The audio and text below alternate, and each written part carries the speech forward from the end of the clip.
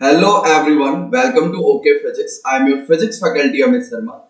Today we are going to start a very new interesting topic which is about magnetic effect of electric current. तो आज basically हम magnetic effect of electric current को बहुत ही अच्छे से समझने वाले हैं। तो आज का सेशन भी एग्जाम पॉइंट ऑफ व्यू से काफी ज्यादा इंपॉर्टेंट रहने वाला है। तो स्टार्ट करते हैं आज का सेशन। तो आज के सेशन में जैसे हमारा टॉपिक ही क्या है, magnetic effect of electric current, यानी इलेक्ट्रिक करंट की वजह से जो मैग्नेटिक इफेक्ट या मैग्नेटिक फिनोमेना प्रोड्यूस हो रहे हैं उनको आज हम पढ़ने वाले हैं। तो सबसे पहले देखो कॉन्सेप्ट ऑफ मैग्नेटिक फील्ड ही समझ लेते हैं कि करंट कैरिंग एलिमेंट जो होता है वो अपने अराउंड क्या करता है, मैग्नेटिक फील्ड प्रोड्यूस करता है। करंट कैरिंग एलिमेंट या कोई भी एक charge particle, moving charge particle होगा तो अपने अराउंड क्या करता है, वो एक मैग्नेटिक फील्ड प्रोड्यूस करता है, एक मैग्नेटिक फिनोमेना जनरेट कर लेता है। इसके बारे में सबसे पहले अगर हमें किसी ने बताया था तो किसने बताया था भाई? ऑस्टर्ड नाम के साइंटिस्ट ने बताया था। तो ऑस्टर्ड ने एक रैंडमली एक्सपेरिमेंट कर दिया था। उस एक्सपेरिमेंट में उन्होंने क्या किया कि एक करंट कैरिंग एलिमेंट लिया, मान लो ये वायर है और इस वायर से आई करंट पास कर रहा है, ठीक है। और उन्होंने क्या किया कि यहाँ पे एक कंपास निडल ले लिया, इस तरीके से एक कंपास निडल लिया। तो उन्होंने क्या देखा कि जब इस करंट के पास, इस करंट कैरिंग वायर के पास जब ये कंपास निडल को लेके जा रहे हैं तो इनका कंपास निडल ना डिफ्लेक्शन शो कर रहा है। मान लो ये नॉर्थ है और ये साउथ है, तो इन्होंने क्या देखा कि नॉर्थ वाला जो निडल था वो ऊपर की तरफ डिफ्लेक्ट कर गया और साउथ का जो निडल था वो नीचे की तरफ डिफ्लेक्ट कर गया, यानी यहाँ पे डिफ्लेक्शन शो कर रहा था उनका निडल। तो डिफ्लेक्शन शो करने का मतलब उनके ऊपर कोई ना कोई फोर्स लगा होगा, और कंपास निडल क्या होता है? मैग्नेटिक निडल होता है। तो मैग्नेटिक निडल को अगर कोई डिफ्लेक्ट कर रहा है इट मींस वहां पे पक्का कोई ना कोई एक मैग्नेटिक फोर्स लगा होगा उनके ऊपर। और मैग्नेटिक फोर्स लगने का मतलब क्या है कि इस वाले रीजन में एक मैग्नेटिक फील्ड प्रोड्यूस हो गया। तो यहीं से ये कॉन्सेप्ट अराइज किया ऑस्टर्ड ने कि कोई भी करंट कैरिंग एलिमेंट होगा, करंट कैरिंग कंडक्टर होगा या मूविंग चार्ज होगा तो अपने अराउंड वो क्या क्रिएट करता है? एक मैग्नेटिक फील्ड क्रिएट करता है। क्लियर? तो देखो यहाँ पे यही पॉइंट लिखा हुआ है, अ मूविंग चार्ज और करंट सेट, यानी मूविंग चार्ज या फिर करंट सेटअप और create a magnetic field in the space surrounding it, यानी मूविंग चार्ज हो या करंट हो अपने सराउंडिंग में क्या करते हैं? एक मैग्नेटिक फील्ड सेटअप कर लेते हैं। क्लियर? ठीक है। अब अगर हमारे पास करंट कैरिंग एलिमेंट है तो ऑब्वियसली उसने क्या किया? अपने अराउंड एक मैग्नेटिक फील्ड बना लिया। जैसे मान लो मैंने कहा एक करंट कैरिंग एलिमेंट है तो इसने अपने अराउंड क्या किया होगा? एक मैग्नेटिक फील्ड जनरेट किया होगा। अगर इस फील्ड में कोई दूसरा करंट कैरिंग एलिमेंट आ जाए या कोई ऐसा चार्ज पार्टिकल आ जाए जो मूव कर रहा हो, रेस्ट पे ना हो, मूविंग चार्ज पार्टिकल हो, तो उसके ऊपर क्या लगता है? इनके ऊपर लगेगा एक फोर्स। क्या होगा? एक फोर्स लगता है। यानी कि कोई भी करंट कैरिंग एलिमेंट या मूविंग चार्ज पार्टिकल एक मैग्नेटिक फील्ड के रीजन में आते हैं तो उनके ऊपर क्या लगता है? एक फोर्स लगता है। तो क्या लिखा हुआ है? नेक्स्ट पॉइंट ये लिखा हुआ है, the magnetic field exert a force on a moving charge on a current in a field. Obviously ध्यान देना, अगर मैंने कहा कि ये हमारे पास करंट कैरिंग एलिमेंट है, ऑब्वियसली इसने अपने सराउंडिंग में क्या किया होगा? मैग्नेटिक फील्ड प्रोड्यूस किया होगा। यहाँ पे एक चार्ज दिया मैंने Q और मैं कह रहा हूं ये Q जो चार्ज है वो रेस्ट पे है। तो अगर ये रेस्ट पे है तो इसके ऊपर कोई भी फोर्स नहीं लगेगा, यानी इसके ऊपर लगने वाला magnetic force will be zero. यानी मैग्नेटिक फोर्स तभी लगता है जब या तो पूरा का पूरा कंडक्टर जो हो कैसा हो? करंट कैरिंग कंडक्टर हो, या charge particle, single charge particle की बात करो तो वो कैसा हो भाई? मूविंग चार्ज पार्टिकल हो। अगर वो चार्ज पार्टिकल रेस्ट पे है तो उसके ऊपर मैग्नेटिक फोर्स एक्सर्ट नहीं होता है। क्लियर? तो ध्यान रखना, मैग्नेटिक फील्ड फोर्स किसके ऊपर लगाता है? मूविंग चार्ज पार्टिकल के ऊपर। चलो नेक्स्ट आता है बायोट-सावर्ट लॉ। तो बायोट-सावर्ट लॉ क्या होता है इसको भी समझते हैं। अब हमें ये तो पता है कि करंट कैरिंग एलिमेंट जो होते हैं वो अपने अराउंड क्या करते हैं? एक मैग्नेटिक फील्ड जनरेट कर लेते हैं। अब वो जो मैग्नेटिक फील्ड वहां पे जनरेट हो रहा है उसको कैलकुलेट कैसे करें? कितना मैग्नेटिक फील्ड मिल रहा है, उसका मैग्नीट्यूड क्या है, ये सारी चीजें हम बायोट-सावर्ट लॉ में सीखेंगे। जैसे यहाँ पे तुम्हें एक्स और वाई एक कंडक्टर दिख रहा होगा, मान लिया कि इस कंडक्टर के अंदर आई करंट फ्लो कर रहा है। कितना करंट फ्लो कर रहा है? आई करंट फ्लो कर रहा है। तो अगर आई करंट फ्लो कर रहा है तो क्या होगा भाई?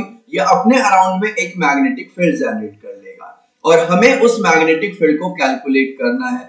तो क्वेश्चन ये है कि P पॉइंट पे मुझे कितना मैग्नेटिक फील्ड मिलेगा, वो कैलकुलेट करना है। ठीक है, तो होता क्या है, बायोट-सावर्ट लॉ ना स्मॉल करंट कैरिंग एलिमेंट के लिए हम क्या लगाते हैं, तो ये जो पूरा का पूरा कंडक्टर है ना XY, इसमें से एक छोटा सा लेंथ DL लेंथ, ये दिख रहा है क्या, एक DL लेंथ यहाँ पे कट कर लिया। ऑब्वियसली इस DL लेंथ में कितना करंट फ्लो कर रहा होगा, I करंट ही फ्लो कर रहा होगा। क्लियर?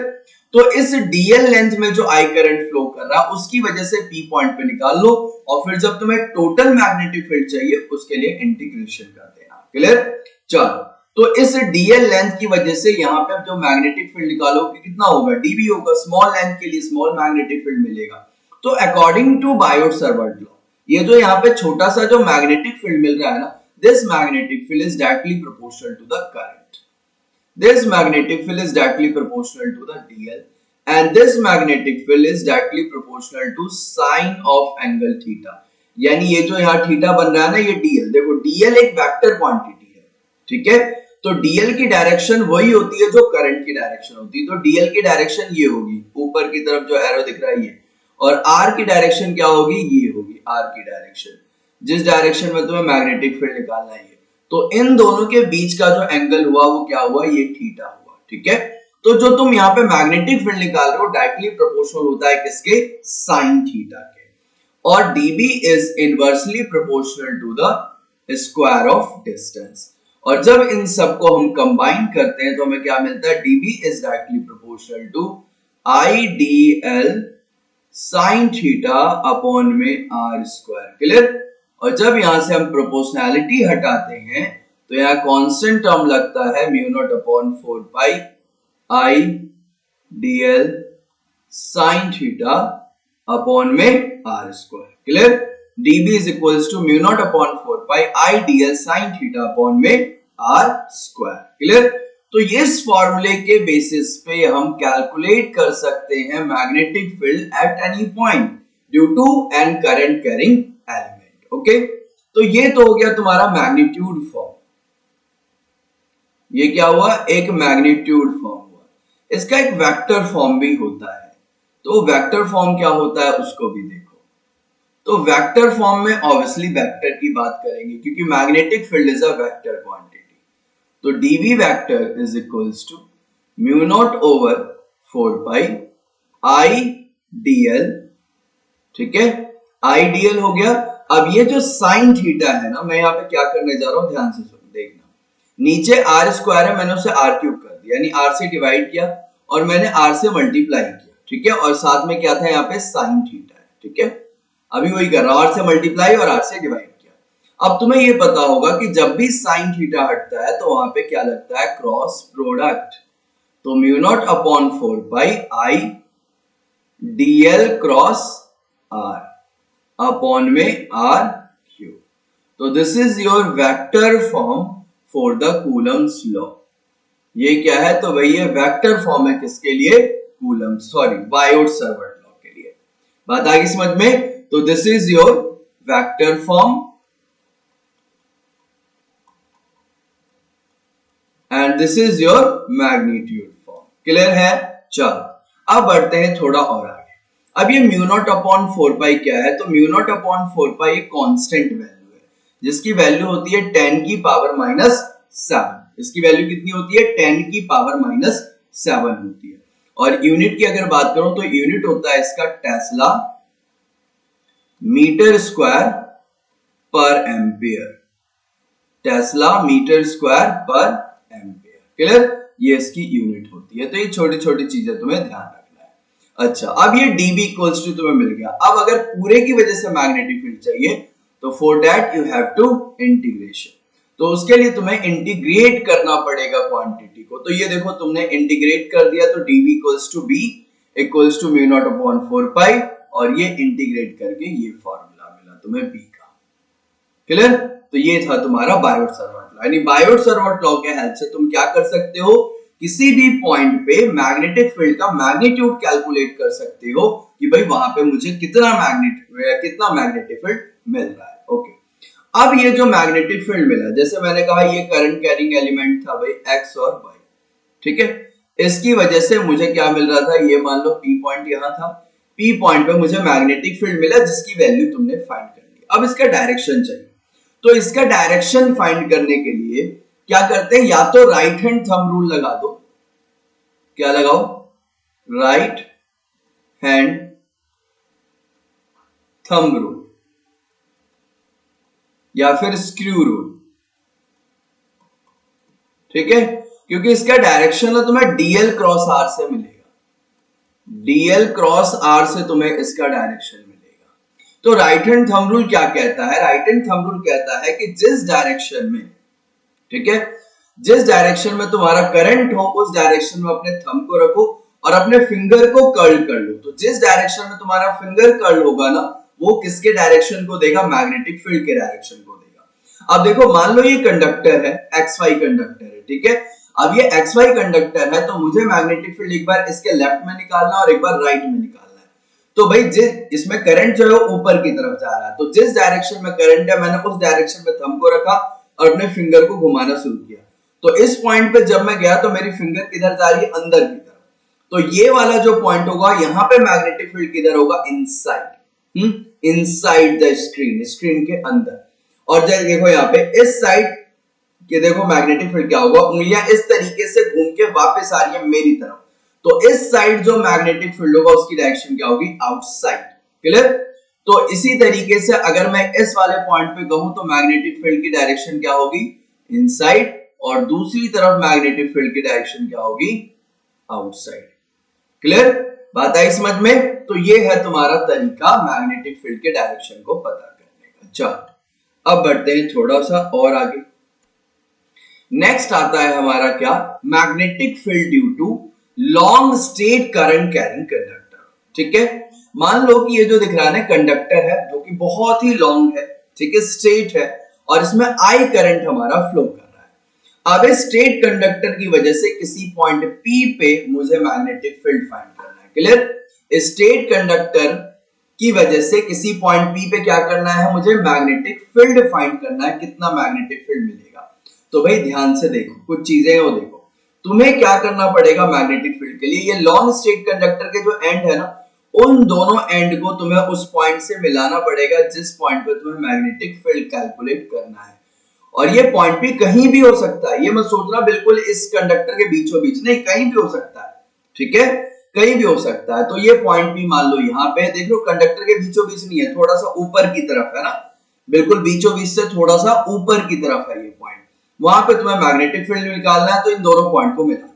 तो जब तुमने इन दोनों पॉइंट को मिलाया तो यहाँ का जो एंगल बना दैट एंगल इज φ1, और जो नीचे का एंगल बना इस एंगल इज φ2। ठीक है, अब A क्या है, तो A is a distance of point P from the conductor.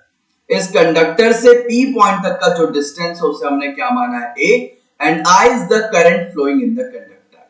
तो अब P पॉइंट पे जो मैग्नेटिक फील्ड निकालने का फॉर्मूला है वो ये है, B equals to mu naught upon 4 pi I by a sin theta 2 plus theta 1, जिस तुम φ1 plus φ2 भी कर सकते हो। क्लियर, तो ये फॉर्मूला तुम्हें ध्यान रखना पड़ेगा। तो एक स्ट्रेट लॉन्ग स्ट्रेट कंडक्टर की वजह से किसी पॉइंट P पे जो कि A डिस्टेंस पे है कंडक्टर से, अगर तुम्हें मैग्नेटिक फील्ड निकालना हो तो उसका फॉर्मूला क्या है, mu naught upon 4 pi I upon A sine φ1 plus sine φ2। Clear, बात आई समझ में। चलो अब इसमें कुछ केसेस हैं, उन केसेस को भी हम ध्यान से समझते हैं। अब यहां पे कुछ ऐसा कंसीडर करो कि ये जो पॉइंट P है वो कंडक्टर के बहुत पास आ गया और बीचों बीच आ गया। कुछ इस तरीके से समझो, जैसे मान लो कि ये था तुम्हारा वो लॉन्ग स्ट्रेट कंडक्टर, ठीक है, और जो पॉइंट P दूर था उसको तुमने यहां खिसका के बिल्कुल यहां लाके रख दिया। ठीक है, बिल्कुल नियर टू द कंडक्टर और बिटवीन द कंडक्टर। ठीक है, अब अगर तुम इस एंड से बिल्कुल और पास मान लो, यही मान लो, मैं कहता हूं यहां मान लो, जब तुम इसको इस तरीके से मिलाओगे और इसको इस तरीके से मिलाओगे तो जो तुम्हारा φ1 और φ2 है वो लगभग लगभग किसके बराबर होगा, 90 के बराबर।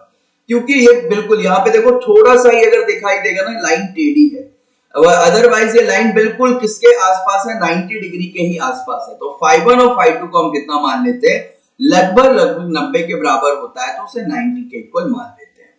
तो अगर मैं उसमें फॉर्मूले में फाई 1 और फाई 2 की वैल्यू पुट कर दूं, फॉर्मूला क्या है, mu naught upon 4 pi I by A sine phi 1, तो साइन फाई 1 की जगह 90, साइन फाई 2 उसकी जगह भी 90, और हमें बहुत अच्छे से पता है कि साइन 90 की वैल्यू होती है 1, तो भाई अंदर ब्रैकेट के अंदर ये भी हो गया 1 और ये भी हो गया 1, 1 प्लस 1 क्या हुआ 2, और इस 2 से नीचे वाले 4 को उड़ा दो तो क्या आ गया, b equals to mu naught I upon में 2 पाई a। ठीक है, बात आई समझ में। तो ये फॉर्मूला हम किसके लिए लगाते हैं, अगर लॉन्ग स्टेट कंडक्टर है और उसके नजदीक है हमारा पॉइंट भी, बहुत नजदीक, और हमारा फाई 1 और फाई 2 अगर दोनों 90 बन रहा है, देन उस केस में मैग्नेटिक फील्ड का फॉर्मूला क्या हो जाता है, म्यू नॉट आई अपॉन में 2 पाई a। क्लियर। चलो अब इसमें एक और केस है, उसे भी समझते हैं। एक और केस क्या है, यही समझ लो। मान लो मैंने कहा इस तरीके से कि कंडक्टर यही है, लेकिन अब पॉइंट पी ना यहां आ गया नीचे, यहां ध्यान से देखना, यहां आ गया पॉइंट पी, यानी एक जो कंडक्टर है ना, कंडक्टर के किसी एक एंड के बिल्कुल पास आ गया। ठीक है, तो अगर एक एंड के बिल्कुल पास आ गया तो इसमें एक एंगल मान लो या तो फाई 1 हो, क्या हो जाएगा 0, और जो दूसरा वाला होगा वो तो ऑब्वियसली कितना होगा, 90 के आसपास होगा, यानी एक एंगल 0 हो गया उसमें और दूसरा एंगल क्या हुआ, 90 हो गया। A point P lies near the one of the end, ठीक है, A point P lies near the one of the end, then one angle will be equals to 0 and another angle will be of 90 degree। Clear. अब जरा value substitute करो तो हमें क्या मिलेगा, B equals to mu naught upon 4 pi I upon A sine 0 plus sine 90। तो भाई अब अगर यहाँ पे वैल्यू पुट करोगे तो साइन 0 की वैल्यू कितनी होगी, 0, और साइन 90 की वैल्यू होगी 1, तो सॉल्व करोगे तो फॉर्मूला क्या मिलेगा, mu naught upon 4 pi I by A. Clear. तो ये फॉर्मूला तुम्हारा एप्लीकेबल होगा इस कंडीशन पे। समझ में आया यहां तक। चलो अब बढ़ते हैं। चलो अब यहाँ पे क्वेश्चन लेते हैं। जैसे यहाँ पे दिख रहा है कि स्क्वायर दिया हुआ है, यहाँ पे मान लेते हैं स्क्वायर के अंदर आई करंट फ्लो कर रहा है। ठीक है, इस स्क्वायर के अंदर चारों साइड पे कितना करंट फ्लो कर रहा है, आई करंट फ्लो कर रहा है। ठीक है, स्क्वायर का साइड चलो कंसीडर कर लेते हैं हम, कितना 2 है। मान लेते हैं जो स्क्वायर है उसका साइड कितना है, उसका साइड है 2 है। तो हमें निकालना है find the total magnetic field at the centre, यानी इस पॉइंट पे मुझे टोटल मैग्नेटिक फील्ड निकालना है। तो अगर तुम ध्यान से देखो ना तो इस स्क्वायर के अंदर तुम्हें 4 कंडक्टर दिखाई दे रहे हैं, यानी 4 हमारे पास लाइन है। एक ये हो गया पहला, ये हुआ दूसरा, ये हुआ तीसरा और ये हुआ चौथा। तो 4 कंडक्टर दिख रहे हैं और इन चारों के अंदर आई करंट फ्लो कर रहा है। तो इन चारों कंडक्टर की वजह से तुम्हें ओ पॉइंट पे मैग्नेटिक फील्ड कैलकुलेट करना है और उसको ऐड करना है। क्लियर। लेकिन अगर तुम ध्यान से देखोगे तो चारों कंडक्टर की कंडीशन बिल्कुल सेम है। अगर मैं कहूं जैसे ये पहला ही जो कंडक्टर है, पहला जो साइड है उसको कंसीडर करो, ओ पॉइंट पे तुम्हें मैग्नेटिक फील्ड निकालना है। तो क्या बताया, जिस पॉइंट पे भी तुम्हें मैग्नेटिक फील्ड निकालना है उस पॉइंट को दोनों एंड से मिला दो। मिला दिया। कंडक्टर ये ना, कंडक्टर का बिल्कुल ये वाला पॉइंट लिया, मैंने यहां से मिला दिया। तो ये डिस्टेंस कितना हो जाएगा, तो ऑब्वियसली ए हो जाएगा। क्यों? क्योंकि जो पूरा साइड है स्क्वायर का वो 2 है ना। देखो यहां से यहां तक पूरा कितना है, 2 है, तो हाफ कितना हो जाएगा, ए हो जाएगा। यानी ये मान लो जो कंडक्टर है जिसमें आई करंट फ्लो कर रहा है, उस कंडक्टर से ए डिस्टेंस दूर पे एक पॉइंट ओ है जहां पे तुम्हें मैग्नेटिक फील्ड कैलकुलेट करना है। क्या सेम कंडीशन ही हमारे सेकंड वाले के लिए भी हो रही है, क्योंकि ये वाला डिस्टेंस भी ये हो जाएगा। क्या सेम कंडीशन ही थर्ड वाले के लिए हो रही है, क्या सेम कंडीशन ही फोर्थ वाले के लिए हो रही है। तो किसी एक की वजह से हम मैग्नेटिक फील्ड निकालेंगे और 4 से इंटू कर देंगे। क्लियर। क्योंकि सबके लिए जो डायरेक्शन मिलेगा वो भी हमें क्या मिलेगा, सेम ही मिलेगा। सब में देखो करंट मैग्नेटिक फील्ड की डायरेक्शन अंदर जाती हुई मिलेगी। क्लियर। तो अब यहाँ पे तुम्हें मैग्नेटिक फील्ड निकाल देंगे। तो भाई magnetic field due to straight conductor का फॉर्मूला क्या होता है, तो फॉर्मूला हमने देखा mu naught upon 4 pi I upon A sine phi 1 plus sine phi 2। ये होता है क्या फॉर्मूला। ओके, तो अब जरा सॉल्व करते हैं। तो म्यू नॉट अपॉन में 4 पाई आई यानी करंट, तो करंट यहाँ पे ए आई ही है, ठीक है। ए यानी कि डिस्टेंस ऑफ पॉइंट जहां पे तुम्हें मैग्नेटिक फील्ड निकालनी है, कहां से, कंडक्टर से। तो ओ पॉइंट पे तुम्हें मैग्नेटिक फील्ड निकालनी है, यानी इस पॉइंट पे, और ये कंडक्टर, तो यहां से यहां तक का डिस्टेंस कितना है, ए, यानी यहां भी ए ही रह जाएगा। साइन फाइव वन हो गया तुम्हारा। ये जो लाइन तुमने ड्रॉ करी है, इसने यहाँ पे कितना एंगल बनाया, फाइव वन, और ये कितना है भाई, फाइव टू है। तो this is your angle phi one and this is your angle phi two. Clear. तो एक बात बताओ, ये फाइव वन कितना हो जाएगा, तो फाइव वन 45 होगा क्या, क्योंकि जो स्क्वायर के डायगोनल होते हैं वो दूसरे को बाइसेक्ट करते हैं। तो यहाँ पे पूरा एंगल 90 बनेगा, तो आधा आधा कितना हो जाएगा, 45 45। तो साइन 45 प्लस साइन 45, तो b equals to mu naught over 4 pi, ठीक है, i बाय a साइन 45 1 अपॉन रूट 2 प्लस 1 अपॉन रूट 2, ठीक है। तो b equals to mu naught over 4 pi i by a, ठीक है, 1 अपॉन रूट 2, 1 अपॉन रूट 2 इज 2 अपॉन रूट 2। क्लियर। जिसे कैंसिल करूंगा तो मैं यहाँ रूट 2 बचेगा। अब टोटल मैग्नेटिक फील्ड के लिए तुम इसे 4 से मल्टीप्लाई कर दो यार, तो 4 into mu naught over 4 pi I by A into में रूट 2। अब आगे सॉल्व भी करना है, सॉल्व करोगे, सॉल्व करते ही तुम्हें वैल्यू मिल जाएगी। क्लियर। तो इस तरीके से हम क्वेश्चन सॉल्व करेंगे स्ट्रेट कंडक्टर की वजह से। क्लियर हो गया। चलो अब बढ़ते हैं थोड़ा सा और आगे। नेक्स्ट है हमारा magnetic field at the centre of a circular current flow. Okay भाई, अब हमारे पास जो कंडक्टर है वो कैसा है, सर्कुलर लूप के फॉर्म में है। इसमें करंट कितना फ्लो कर रहा है, आई करंट फ्लो कर रहा है। तो मुझे सेंटर पे कितना मैग्नेटिक फील्ड मिलेगा, ध्यान रखना सेंटर पे कैलकुलेट करने जा रहे हैं। तो सेंटर पे कितना मैग्नेटिक फील्ड मिलेगा वो हमें कैलकुलेट करना है। तो भाई मुझे ये तो पता है कि बायोट-सावर्त लॉ ने मुझे एक फार्मूला दे दिया है, dB equals to mu naught upon 4 pi I dl sin theta upon r square. ये फार्मूला लगाओ, तुम्हें एक स्मॉल करंट कैरिंग एलिमेंट की वजह से उस पॉइंट पे एक स्मॉल मैग्नेटिक फील्ड मिल जाएगा। अब पूरे एलिमेंट की वजह से अगर तुम्हें मैग्नेटिक फील्ड चाहिए तो यू हैव टू इंटीग्रेट, तुम्हें वहां पे इंटीग्रेट करना पड़ेगा उस क्वांटिटी को, यानी इंटीग्रेशन करना पड़ेगा। तो according to Biot Savart law dB is equals to, मान लो मैंने यहाँ पे छोटा सा current carrying element dl consider किया, ठीक है। तो इस छोटे से एलिमेंट की वजह से O पॉइंट पे क्या मिलेगा, एक छोटा सा मैग्नेटिक फील्ड। वो कितना मिलेगा, dB equals to mu naught upon 4 pi I dl sin theta और अपॉन में r स्क्वायर। मान लेते हैं जो रेडियस है वो कितना है, r है, तो r का स्क्वायर। अब थीटा की बात करते हैं, क्या यहाँ पे थीटा 90 होगा, बिल्कुल होगा, क्योंकि मैंने बताया था डीएल की डायरेक्शन क्या होती है, जो करंट की डायरेक्शन होगी वही डीएल की डायरेक्शन होगी। तो भाई इस पॉइंट पे करंट कहाँ है, ऊपर जाता हुआ दिखाई दे रहा है, तो डीएल की भी डायरेक्शन यही और आर की डायरेक्शन, भाई आर इज द रेडियस, तो इन दोनों में एंगल क्या बना, 90। तो यहाँ हमारा एंगल क्या हो गया, 90 डिग्री हो गया। अब 90 डिग्री जब यहाँ पुट करोगे तो dB इज इक्वल्स टू क्या आ जाएगा, mu naught upon 4 pi I dl sin 90, और sin 90 की वैल्यू 1 होती है इसलिए मैं नहीं लिख रहा हूँ। क्लियर। ये आ गया dB equals to mu naught upon 4 pi I dl upon r square. अब टोटल मैग्नेटिक फील्ड के लिए इंटीग्रेट कर दो, तो dB का क्या हो जाएगा, b mu naught over 4 pi, ठीक है, I कांस्टेंट है, r is the radius constant, ही आ गया dl। तो dl का क्या हो जाएगा, dl का इंटीग्रेशन का मतलब क्या हो गया, 2 पाई r, क्योंकि dl बेसिकली क्या है, ये यहां से यहां तक की लेंथ।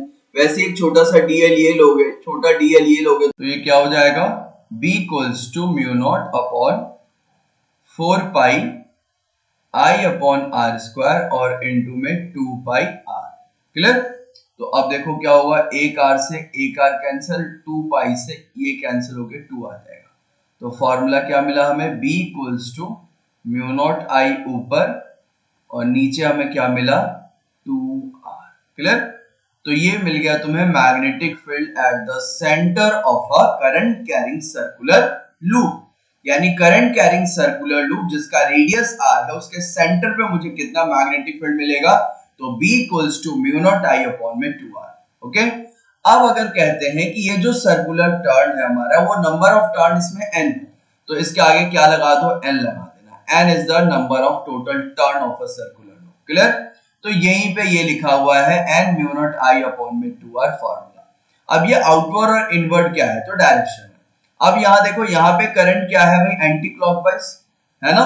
तो जब एंटी क्लॉकवाइज डायरेक्शन में करंट है सर्कुलर लूप में, तो जो डायरेक्शन है मैग्नेटिक फील्ड की वो क्या होगी, आउटवर्ड। और अगर यहाँ पे देखो क्लॉकवाइज डायरेक्शन में है करंट, तो क्लॉकवाइज डायरेक्शन में है तो जो मैग्नेटिक फील्ड है सेंटर पे उसकी डायरेक्शन क्या है, इनवर्ड है।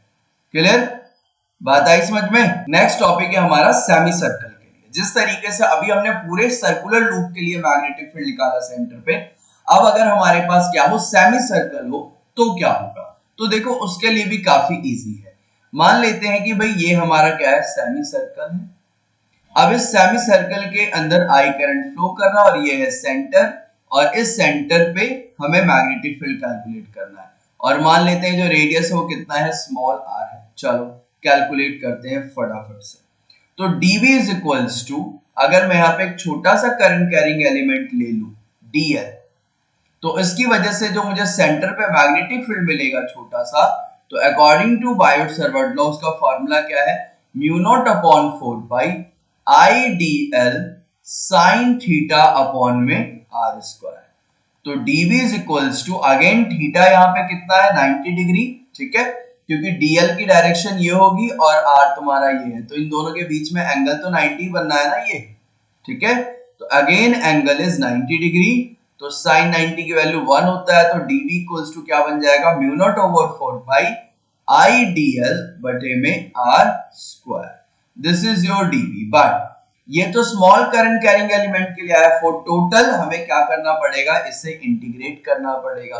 तो ठीक है भाई, इंटीग्रेट कर देते हैं। तो dv का b आ जाएगा म्यू नॉट अपॉन 4 पाई और i अपॉन आर स्क्वायर बाहर आ गया, अंदर क्या रह गया, dl, अंदर क्या रह गया भाई, अंदर रह गया dl। तो b equals to mu naught over 4 pi i upon R square. dl के लिए क्या होगा, तो dl के लिए होगा 2 पाई r, लेकिन क्योंकि ये सेमी सर्कल है तो इसे 2 से डिवाइड भी करोगे। क्लियर, तो 2 से 2 कैंसल, एक r से एक r कैंसल और पाई से पाई कैंसल। तो b इक्वल्स टू क्या आ गया, म्यू नॉट i अपॉन में क्या भाई, 4r, mu naught i upon में 4r। क्लियर, बात आई समझ में। सर्कल के लिए कितना था, म्यू नॉट i अपॉन में 2r, और सेमी सर्कल के लिए कितना आ गया, म्यू नॉट i अपॉन में 4r। क्लियर, चलो तो सेमी सर्कल का आ गया। अब एक जनरल आर की बात कर ले। तो देखो जनरल आर के लिए अगर मैं तुम्हें बताऊं तो छोटा सा फॉर्मूला ध्यान रख लेना क्या होता है। जैसे यहाँ पे सिंपल सी बात बता रहा हूँ, फॉर्मूला क्या होता है, अगर कोई भी जनरल आर्क होगा और उसके सेंटर पे तुम्हें मैग्नेटिक फील्ड निकालना है, तो mu naught over 4 pi I by R, और इनटू में यहाँ का जो एंगल होगा ना, जो आर का एंगल बन रहा होगा वो थीटा पुट कर देना। लेकिन थीटा ना, ये वाला जो थीटा होगा वो थीटा रेडियन में पुट करना, इसमें रेडियन में। तो ये फॉर्मूला तुम्हारा वैलिड होगा सबके लिए। अब देखो मैं यहां से सेमी सर्कल वाला भी फॉर्मूला प्रूफ कर देता हूं। अब मुझे पता है सेमी सर्कल है तो सेंटर पे जो उसका एंगल होगा कितना होगा, 180 डिग्री। तो रेडियन फॉर्म में 180 डिग्री को लिखते हैं पाई, तो यहां लिख दो पाई। तो b equals to mu naught I upon में 4 पाई r इंटू पाई। तो पाई से पाई कैंसल, क्या आ गया, b equals to mu naught I upon में 4r। आया क्या, वही फॉर्मूला से। इसी तरीके से अगर एक और बात कहूं, पूरे लूप के लिए निकालना हो तो भी ये फॉर्मूला वैलिड है, क्योंकि पूरे लूप की जब मैं बात करूंगा ना, तो फॉर एंटायर लूप, पूरा जो कंप्लीट लूप होगा, पूरा सर्कल होगा, तो उसके लिए सेंटर पे जो हमारा थीटा है वो 360 बनता है, यानी 2 पाई। तो अब यहाँ 2 पाई लिख के पुट करके देख लो, तुम्हारा फॉर्मूला क्या मिलेगा, b equals to mu naught upon 4 pi i by r, और इनटू में थीटा की जगह 2 पाई। तो 2 पाई से उड़ा दो इसे, 2 आ गया, तो क्या आ गया, म्यू नॉट i अपॉन में 2r। क्लियर, बात आ गई समझ में, ठीक है। अब बढ़ते हैं थोड़ा सा और आगे। नेक्स्ट हमारा क्या है, तो नेक्स्ट भी एक काफी इंपॉर्टेंट टॉपिक है। अब ये क्या निकालना है कि हमारे पास रिंग है और उस रिंग के अंदर आई करंट फ्लो कर रहा है और उस रिंग के एक्सिस पे आर डिस्टेंस पे मैंने कोई पॉइंट पी कंसीडर किया है, वहां पे मुझे कितना मैग्नेटिक फील्ड मिलेगा। जैसे देखो यहाँ पे रिंग के अंदर आई करंट फ्लो कर रहा है, ठीक है। यह है रिंग का सेंटर, रिंग का रेडियस हमने स्मॉल ए माना है, ठीक है। अब ये रिंग के सेंटर से बिल्कुल उसी के एक्सिस पे एक पॉइंट पी यहाँ पे कंसीडर किया गया है और इस पॉइंट पी पे हमें क्या निकालना है, टोटल मैग्नेटिक फील्ड, ठीक है। तो देखो सिंपल सी बात समझो, बायोट सर्वट लॉ लगाओगे यहाँ पे, dB equals to mu naught upon 4 pi I D L sine theta upon में आर स्क्वायर, ठीक है। अब आर क्या होता है, तो मान लो एक छोटा सा तुमने जो करंट कैरिंग एलिमेंट लिया वो ये लिया, ठीक है। अब करंट की डायरेक्शन ये है तो ऑब्वियसली इस डायरेक्शन में होगा, टेंजेंशियली डायरेक्शन होगी और यही डीएल का होता है। तो तुमने अपना जो छोटा सा करंट कैरिंग एलिमेंट है ये लिया, अब यहां से तुमने क्या किया, ये पॉइंट पी जहां पे मैग्नेटिक फील्ड निकालना है वहां मिला दिया और इस डायरेक्शन पे जब तुम मैग्नेटिक फील्ड की डायरेक्शन निकालोगे तो तुम्हें मैग्नेटिक फील्ड की डायरेक्शन मिल जाएगी ये, ठीक है। अब इस डायरेक्शन के तुम दो कंपोनेंट करोगे तो एक कंपोनेंट इधर आएगा और एक कंपोनेंट इधर आएगा, तो इधर वाला कंपोनेंट आ गया dB sin थीटा और इस साइड का कंपोनेंट क्या आ गया, dB cos थीटा। क्लियर। अब इसी तरीके से जैसे ऊपर लिया वैसे ही नीचे एक छोटा सा dl कंपोनेंट लोगे तो अब करंट की डायरेक्शन देखो यहां से नीचे आ रही है, अब यानी कि करंट की डायरेक्शन होगी कुछ ऐसी, ठीक है। तो dl की डायरेक्शन ये, फिर से तुमने यहां से क्या किया, p पॉइंट को मिला दिया, ठीक है। अब इसकी वजह से मैग्नेटिक फील्ड मान लो ये मिल रही है, ठीक है, इस डायरेक्शन में। हाँ मैग्नेटिक फील्ड में यहाँ पे डायरेक्शन तुम लोग निकल कर सकते हो, अपने रूल लगा लेना, ठीक है। डायरेक्शन ऑफ मैग्नेटिक फील्ड निकालने का रूल तो हमें पता ही है, उस रूल के according to direction of magnetic field calculate कर सकते हो, ठीक है। तो यहाँ पे मैग्नेटिक फील्ड ये मिला, अगेन इसके दो कंपोनेंट करेंगे तो dB cos थीटा इधर और dB sin थीटा इधर, तो dB cos थीटा ये दोनों इक्वल एंड ऑपोजिट है क्या, तो अगर ये dB cos theta equal and opposite है तो ये दोनों एक दूसरे को क्या करेंगे, कैंसल आउट करेंगे और जो हॉरिजॉन्टल कंपोनेंट है dB sin थीटा सारे dV sin थीटा इसी लाइन पे आएंगे और वो सारे एड अप हो जाएंगे। यानी जब तुम dV sin थीटा का इंटीग्रेशन कर दोगे, dV sin थीटा का इंटीग्रेशन कर दोगे तो तुम्हें क्या मिल जाएगा, total magnetic field at point P। और dV तो हमें पता ही है, according to Biot Savart law mu naught upon 4 pi I dl sin theta upon r square and again theta here will be 90 degree, ठीक है। और sin थीटा हमें पता ही है परपेंडिकुलर अपॉन हाइपोटेन्यूज, थीटा ये है तो अकॉर्डिंग टू साइन थीटा अगर थीटा ये है तो a is perpendicular and hypotenuse is क्या, r इज द हाइपोटेन्यूज। अब जब यहां तुम पुट कर दोगे सारी value you will get the value this, ठीक है। तुम्हें ये वाली वैल्यू मिलेगी v equals to mu naught i a square upon में 2r square plus a square की पावर 3/2। अब ये r स्क्वायर प्लस a स्क्वायर क्या है, तो ये डिस्टेंस है, ये ना ये वाला डिस्टेंस, ये इसको थोड़ी देर के मान लो s, तो ये जो s है तुम्हारा वो क्या है, under root a square plus r square. a is the radius of the ring and r is the distance from the centre of the ring to the given point जहां पे तुम्हें मैग्नेटिक फील्ड कैलकुलेट करना है, ठीक है। तो ये formula तुम्हें ध्यान रखना होगा बिल्कुल। क्या है फार्मूला, एक बार लिखें यहाँ पे, mu naught i a square upon में 2r square plus a square की पावर 3/2। तो ये फॉर्मूला ध्यान रखना है बिल्कुल हमें, ठीक है।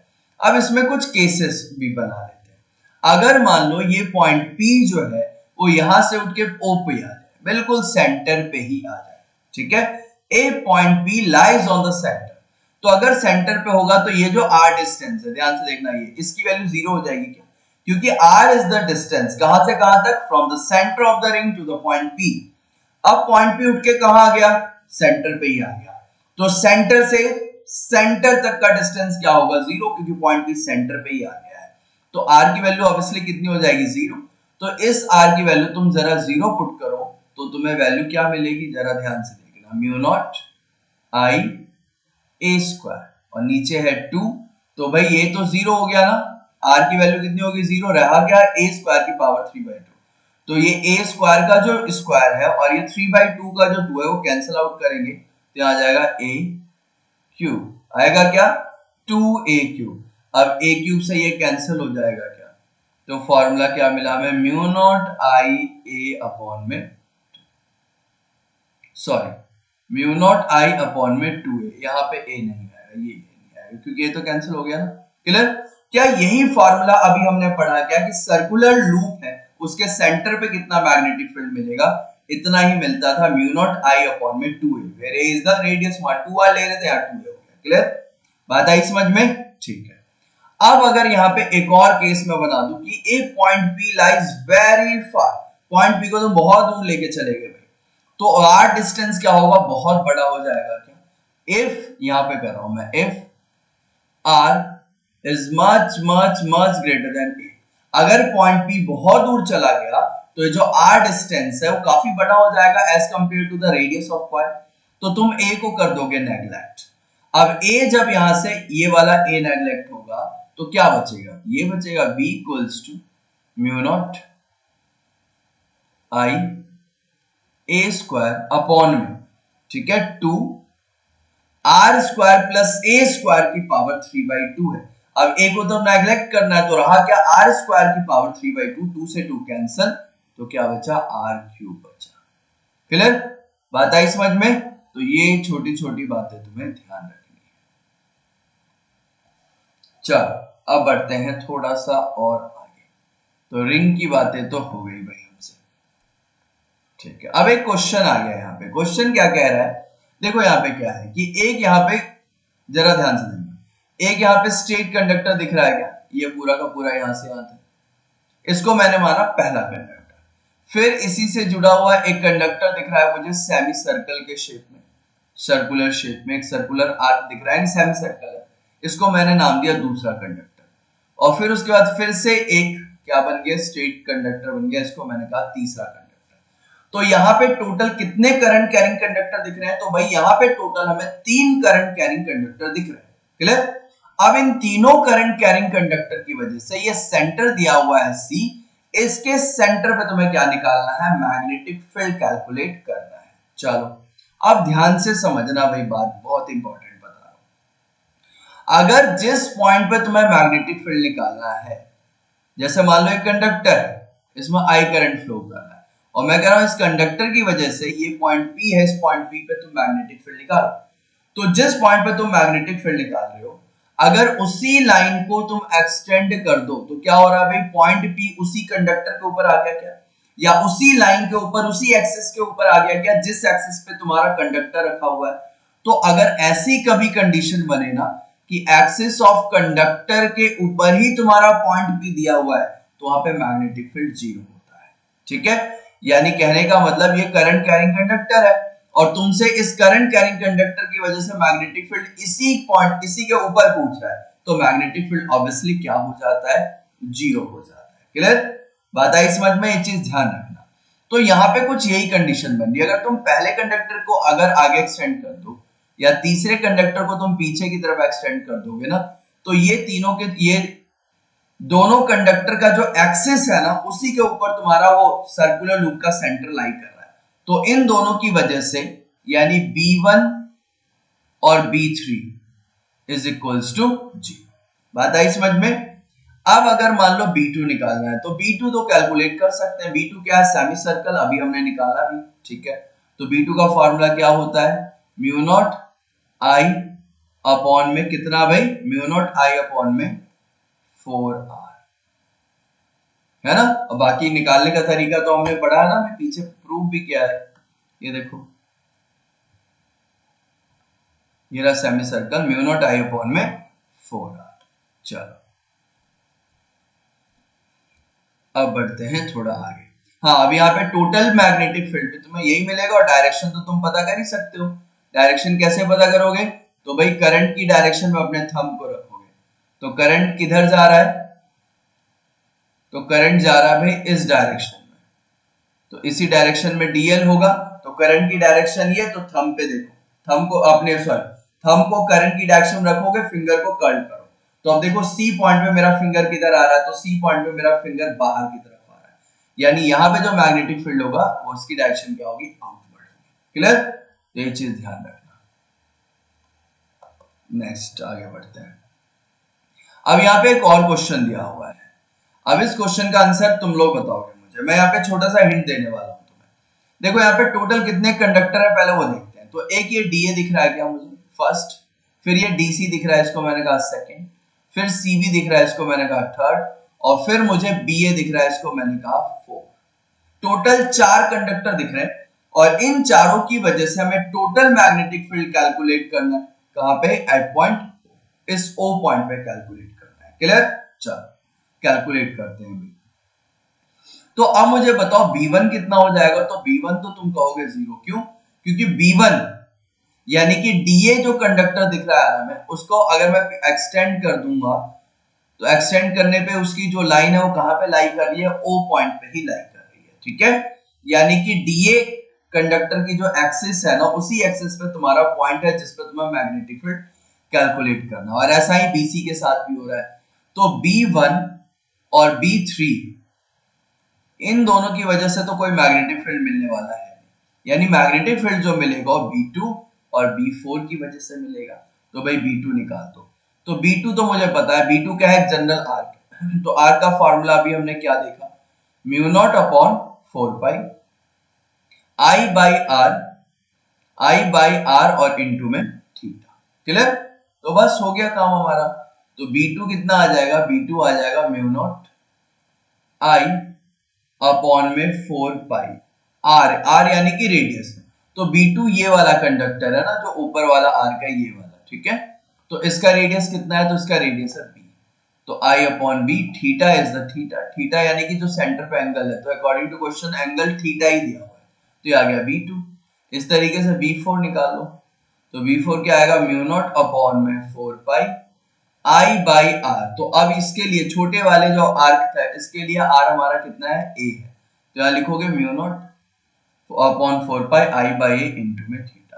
तो ये निकाल लिया तुमने B2 और ये निकाला तुमने B4। ठीक है, अब एक की वजह से जो तुम्हारा करंट होगा वो क्या होगा, इनवर्ड होगा। ठीक है, देखो एक की वजह से जिसमें करंट ऐसे जा रहा है, इस तरीके से इधर, उसमें करंट किधर जा रहा है, इनवर्ड, और दूसरे वाले के लिए करंट किधर आ रहा है, आउटवर्ड आ रहा है। तो यहाँ पे जो दो मैग्नेटिक फील्ड मिल रही है, एक का क्या है, इनवर्ड, और दूसरे का क्या है, आउटवर्ड। तो बी नेट कैसे निकलेगा, तो बी नेट निकलेगा दोनों को माइनस करके। तो इन दोनों को क्या करो, आपस में माइनस कर दो, B1 माइनस B2 कर दो, you will get the answer. Sorry, क्या करोगे, B4 माइनस B2 कर दो, तुम्हें क्या मिल जाएगा, आंसर मिल जाएगा। क्लियर, बात आ गई समझ में। चलो अब बढ़ते हैं थोड़ा सा और आगे। नेक्स्ट आता है एम्पियर सर्क्यूटल लॉ। अब ये एम्पियर सर्क्यूटल लॉ क्या कहता है, एम्पियर सर्क्यूटल लॉ ये कहता है कि लाइन इंटीग्रल, एक स्टेटमेंट है, ये पढ़ो क्या कह रहा है, the Ampere circuital law can be written as the line integral of the magnetic field around some close loop is equal to mu naught time the algebraic sum of the current which pass through the loop. ठीक है, ये कहता है कि अगर मान लो हमारे पास कोई कंडक्टर है, तो ऑब्वियसली उस स्ट्रेट कंडक्टर का जो मैग्नेटिक फील्ड होगा उसका लूप कैसा होगा, सर्कुलर लूप होगा। तो कहता है in line integral of magnetic field around some close loop, यानी लाइन इंटीग्रल यानी ये इंटीग्रेशन पे जो सर्कल लगा है, इसका मतलब क्या है कि क्लोज लूप की बात हो रही है। तो कहते हैं line integral of magnetic field is equals to mu naught time of total current inside the loop. Clear, तो एम्पियर सर्क्यूटल लॉ क्या कहते हैं, ये कहते हैं B dot dl is equals to mu naught time of the total current inside the loop. यानी कहने का मतलब ये है कि मान लो ये लूप है, ठीक है, ये करंट गया एक और ये दूसरा करंट है, ये मान लो I1 है और ये मान लो क्या है, I2 है। तो according to Ampere circuital law B dot dl is equals to mu naught I1 plus I2। Clear, बात आई समझ में। ठीक है, या फिर इस तरीके से भी कह सकते हो कि मान लो ये कोई लूप है, एक करंट ऐसा गया और दूसरा करंट ऐसा गया। तो अब यहाँ पे क्या करना पड़ेगा, क्योंकि यहाँ पे करंट की डायरेक्शन ऑपोजिट है, तो यहाँ पे तुम्हें करना पड़ेगा दोनों करंट को माइनस। अब I1 माइनस I2 होगा या I2 माइनस I1 होगा, इसके लिए क्या है कि अपना जो लूप बना है उस लूप की डायरेक्शन को देखो। तो जिस डायरेक्शन में लूप है उस डायरेक्शन में फिंगर को कर्ल कर लो। तो थंब जिधर इंडिकेट करेगा उस डायरेक्शन वाले करंट को लोगे पॉजिटिव और उसके ऑपोजिट डायरेक्शन वाले करंट को क्या लोगे पॉजिटिव। तो अकॉर्डिंग टू दिस डायग्राम, इस डायग्राम के अकॉर्डिंग भाई हमारा जो लूप है वो ऐसे रोटेट कर रहा है। तो मैं अपने फिंगर को इस तरीके से रोटेट कर रहा हूं, तो थंब किधर इंडिकेट कर रहा है, ऊपर की तरफ इंडिकेट कर रहा है। यानी जो करंट ऊपर की तरफ जा रहा है उसे मैं क्या लूंगा पॉजिटिव। तो इसे मैंने माना I1 और इसे माना I2। तो क्या हो जाएगा भाई यहाँ पे I1 माइनस I2, क्योंकि ऊपर जाने वाला करंट पॉजिटिव, नीचे आने वाला करंट नेगेटिव। क्लियर, बात आई समझ में? तो ये चीजें ध्यान रखना। यानी कि एम्पेयर सर्किट लॉ क्या कहता है, सिंपल सी बात एक और बताता हूं। मान लो ये एक स्ट्रेट करंट कैरिंग कंडक्टर है जिसमें मान लो I करंट फ्लो कर रहा है। अब इस कंडक्टर से r डिस्टेंस दूर पे मैंने कहा मुझे यहाँ पे क्या चाहिए, मैग्नेटिक फील्ड चाहिए। तो तुम यहाँ पे एक क्लोज लूप बना दो, इमेजनरी क्लोज लूप बना दो। और ये जो इमेजनरी क्लोज लूप जो तुमने बनाया है, this imaginary close loop is also known as Amperian loop. क्या कहते हैं इसे? एम्पीरियन लूप कहते हैं। क्लियर। अब according to Ampere circuit law क्या कहते हैं कि line integral of magnetic field is equal to mu naught time of the total current inside the loop. I total लिख रहा हूं मैं, ठीक है, कहां पे, inside the loop. I N का मतलब इनसाइड। यही है सिंपल तुम्हारा एम्पियर सर्किट लॉ। यानी एक स्ट्रेट कंडक्टर है, उसकी वजह से किसी जिस भी पॉइंट पे तुमसे मैग्नेटिक फील्ड पूछ रहा है उस पॉइंट पे एम्पीरियन लूप ड्रॉ कर दो। और उस एम्पीरियन लूप के अंदर देखो कितना करंट है, उसी को म्यू नॉट से क्या करो, मल्टीप्लाई कर दो, सॉल्व कर दो, तुम्हें उस पॉइंट पे मैग्नेटिक फील्ड मिल जाएगा। क्लियर। तो ये मैग्नेटिक फील्ड निकालने का एक और आसान सा तरीका हमें मिल गया। अब देखो सबसे पहला एप्लीकेशन है ये, application of Ampere circuit law to straight conductor. यानी स्ट्रेट कंडक्टर पे तो अप्लाई करेंगे, हम सर्कुलर कंडक्टर पे भी से कहीं भी अप्लाई कर सकते हैं। ठीक है। अब देखो यहाँ पे मैंने कहा एक स्ट्रेट कंडक्टर है और इस स्ट्रेट कंडक्टर से मान लो कहां पे, r डिस्टेंस पे एक पॉइंट P कंसीडर किया, ये पॉइंट P है और इस पॉइंट P पे मुझे मैग्नेटिक फील्ड कैलकुलेट करना है। तो मैं क्या करूंगा भाई, यहाँ पे एक एम्पीरियन लूप, इमेजिनरी लूप मैंने बना दिया क्या, ठीक है। करंट मेरा इस तरीके से जा रहा है नीचे से ऊपर की तरफ। मुझे क्या कैलकुलेट करना है, P पॉइंट पे टोटल मैग्नेटिक फील्ड कैलकुलेट करना है। According to Ampere circuit law, B dot dl equals to, इस कंडक्टर में करंट आई है, म्यू नॉट आई, ठीक है। B dot dl is equals to mu naught I हो जाएगा, ठीक है। अब यहां पे देखो क्या है, B डॉट dl है, तो अगर मैं यहाँ पे B is also vector quantity, dl is vector quantity, तो मैं इसे ऐसे लिख सकता हूं ना, डॉट हटाऊंगा तो cos थीटा लगेगा, म्यू नॉट आई लगेगा, ठीक है। और यहां से अगर मैं थीटा की वैल्यू देखूं तो थीटा इज इक्वल्स टू कितना भाई, थीटा कितना होगा, मैग्नेटिक फील्ड भी इसी डायरेक्शन में होगा और dl का डायरेक्शन भी यही होगा। तो थीटा इज इक्वल्स टू 0 और थीटा 0 हो गया तो यहाँ क्या बचेगा, b dl is equals to mu naught into I. तो b को बाहर निकाला, यहाँ क्या बचा, dl is equals to mu naught upon I, और dl क्या होता है, तो dl हो जाएगा तुम्हारा 2 पाई r, है ना। dl ये छोटे छोटे dl ही तो है, जब कट करोगे तो पूरा का पूरा सरकमफ्रेंस आ जाएगा 2 pi r is equals to mu naught I. तो b इक्वल्स टू क्या आ गया, म्यू नॉट आई अपॉन में 2 पाई r। ये मिल गया हमें फॉर्मूला, ठीक है। एक स्ट्रेट करंट कैरिंग कंडक्टर की वजह से r डिस्टेंस पे मैग्नेटिक फील्ड निकालना है, तो हमें कितना मैग्नेटिक फील्ड मिलेगा, तो भाई म्यू नॉट आई अपॉन में 2 पाई r मैग्नेटिक फील्ड मिलेगा। तो ये हमने कैलकुलेट कर लिया by the use of Ampere circuit law. चलो नेक्स्ट आता है हमारा सोलेनॉइड। तो सोलेनॉइड क्या होता है हमें ये तो देखो बहुत अच्छे से पता है। इंसुलेटेड कॉपर वायर को अगर तुम इस तरीके से हेलिकल फॉर्म में इस तरीके से बेंड करते हो तो ये जो स्ट्रक्चर दिख रहा है, this structure is known as solenoid. इसको क्या कहते हैं, सोलेनॉइड कहते हैं। क्लियर, बात आ रही समझ में? तो ये है भाई तुम्हारा सोलेनॉइड है। तो ये सोलेनॉइड है, इस सोलेनॉइड के अंदर करंट फ्लो कर रहा है। मान लो करंट इस तरीके से अंदर जा रहा है यहां से ऐसे, और घूम फिर के यहां से बाहर आ रहा है, ठीक है। तो अगर ये करंट कैरिंग कॉइल है तो ऑब्वियसली ये क्या करेगा, मैग्नेटिक फील्ड तो प्रोड्यूस करेगा। तो इसने भी क्या किया, जो सोलिनॉइड बना इसने भी क्या किया, एक मैग्नेटिक फील्ड प्रोड्यूस कर दिया। तो मैग्नेटिक फील्ड की डायरेक्शन क्या होती है, तो देखो मैग्नेटिक, जैसे ये बार मैग्नेट है, नॉर्थ है और ये साउथ है, तो मैग्नेटिक फील्ड की डायरेक्शन होती है north to south, outside, north से साउथ की तरफ बाहर, और साउथ से नॉर्थ की तरफ कहां, अंदर। Magnetic field is from north to south and from south to north, यानी बाहर किधर होती है भाई, नॉर्थ से साउथ, अंदर किधर होती है, साउथ से नॉर्थ। तो ये सोलिनॉइड के अंदर मैग्नेटिक फील्ड की डायरेक्शन क्या होगी, साउथ से नॉर्थ की तरफ होगी, ठीक है। तो भाई इधर आ गया हमारा साउथ और इधर आया नॉर्थ। अब दिमाग में ये क्वेश्चन आया होगा कि साउथ इधर ही क्यों और नॉर्थ इधर ही क्यों, ये जहां पे नॉर्थ है वहां साउथ भी आ सकता था, जहां पे साउथ है वहां नॉर्थ भी आ सकता था। तो इसका रूल मैं बताता हूं, सिंपल समझना। जिस डायरेक्शन में तुम्हारा करंट फ्लो कर रहा होगा ना उस कॉइल के अंदर, उस डायरेक्शन में अपने उंगलियों को इस तरीके से रख लेना। जैसे मान लो एक कॉइल है, जैसे रैप्ट है इसके ऊपर, और करंट जो है वो नीचे फ्लो कर रहा है ऐसा, और फिर ऐसे घूम के आ रहा है। तो जिस डायरेक्शन में करंट जा रहा है उधर उंगलियां टर्न कर दो, तो थंब जिधर इंडिकेट करेगा वो होगा नॉर्थ। तो इस डायग्राम के अकॉर्डिंग करंट ऐसे जा रहा है, ठीक है, और तो मेरा थंब किधर इंडिकेट कर रहा है, इधर इंडिकेट कर रहा है क्या, देखो। तो ये डायरेक्शन लेंगे हम नॉर्थ, तो दूसरी डायरेक्शन क्या हो जाएगी, ऑब्वियसली साउथ हो जाएगी। और मैग्नेट के अंदर सोलिनॉइड एक बार मैग्नेट की तरह बिहेव करता है, ये चीज ध्यान रखना। सोलिनॉइड बिहेव लाइक अ बार मैग्नेट, ठीक है।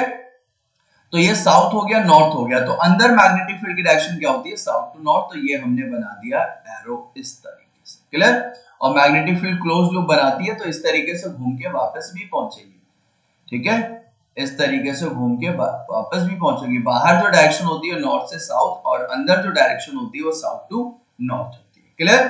बात आगे समझ में ना अच्छे से। चलो अब कुछ चीजें और ध्यान से समझना। इफ आउटसाइड द सोलिनॉइड जो मैग्नेटिक फील्ड होता है वो लगभग हम उसे जीरो मान लेते हैं, बहुत वीक फील्ड मिलता है, ठीक है।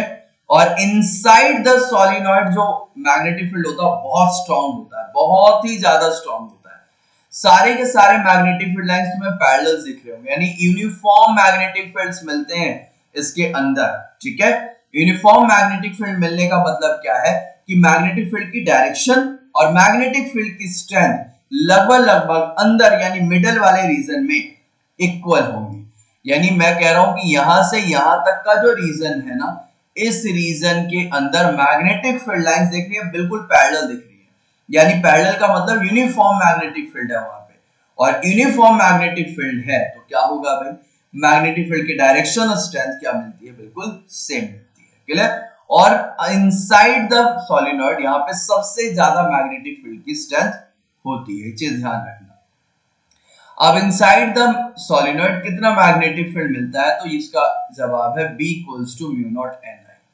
N क्या है, तो N है तुम्हारा number of turn per unit length, यानी एक यूनिट लेंथ में नंबर ऑफ टर्न। मान लेते हैं total number of turn in solenoid is capital N and length of the solenoid is L, तो small n is capital N by. Clear, बात आई क्या समझ में। तो ये चीज ध्यान रखना, small n is number of turn per unit length, एक यूनिट लेंथ में number of turn, clear. And capital N is the total number of turn, clear है क्या। तो ये बात बहुत ही ज्यादा ध्यान रखना, ओके। अब हमें ये पता है अंदर मैग्नेटिक फील्ड जीरो, सॉरी बाहर magnetic field is nearly equals to zero, अंदर बहुत स्ट्रॉन्ग मैग्नेटिक फील्ड मिल रहा है जिसकी वैल्यू कितनी है, B equals to mu naught NI। But edges पे किनारे पे देखोगे ना मैग्नेटिक फील्ड लाइन एक दूसरे से दूर जाना स्टार्ट हो गए, अब पैरेलल नहीं है, तो मैग्नेटिक फील्ड की स्ट्रेंथ कम हो जाती है। तो एज पे जो मैग्नेटिक फील्ड होता है बिल्कुल किनारे पे आके वो अंदर वाले से हाफ हो जाता है, यानी कितना हो जाएगा, mu naught NI by 2, clear. ये चीज ध्यान रखना। और ये तो हमें पता है कि इलेक्ट्रोमैग्नेट भी अगर तुम्हें बनाना है तो सोलिनॉइड के अंदर बना सकते हो, कैसे। एक इसके अंदर तुम जाके क्या करो, सोलिनॉइड के अंदर एक सॉफ्ट आयरन कोर रख दो, ठीक है। यहाँ पे अगर तुम सॉफ्ट आयरन कोर रख दोगे तो सॉफ्ट आयरन कोर कैसा मटेरियल होता है, फेरोमैग्नेटिक। वो इलेक्ट्रिक फील्ड को मैग्नेटिक फील्ड को बहुत पसंद करता है। जितने भी मैग्नेटिक फील्ड उसके अंदर से जा रहे हो तो ठीक है, जो नहीं जा रहे दूर जा रहे उनको भी खींच के अपने अंदर से पास करवाता है वो। इस मटेरियल को कहते हैं फेरोमैग्नेटिक। तो जो तुम्हारा सॉफ्ट आयरन कोर होता है वो फेरोमैग्नेटिक मटेरियल से बना होता है। फेरोमैग्नेटिक मटेरियल मैग्नेटिक फील्ड को बहुत पसंद करता है। तो जब बहुत सारे मैग्नेटिक फील्ड लाइंस को अट्रैक्ट करेगा, बहुत सारे मैग्नेटिक लाइंस के अंदर से जाएंगे, तो मैग्नेटिक प्रॉपर्टी एक्वायर कर लेता है और वो मैग्नेट की तरह बिहेव करना शुरू कर देता है। क्लियर? और ये जो मैग्नेट की तरह बिहेव करना शुरू कर रहा है उसी को हम क्या कहते हैं? इलेक्ट्रोमैग्नेट। तो तुम इलेक्ट्रोमैग्नेट भी यहाँ पे बना सकते हो। क्लियर?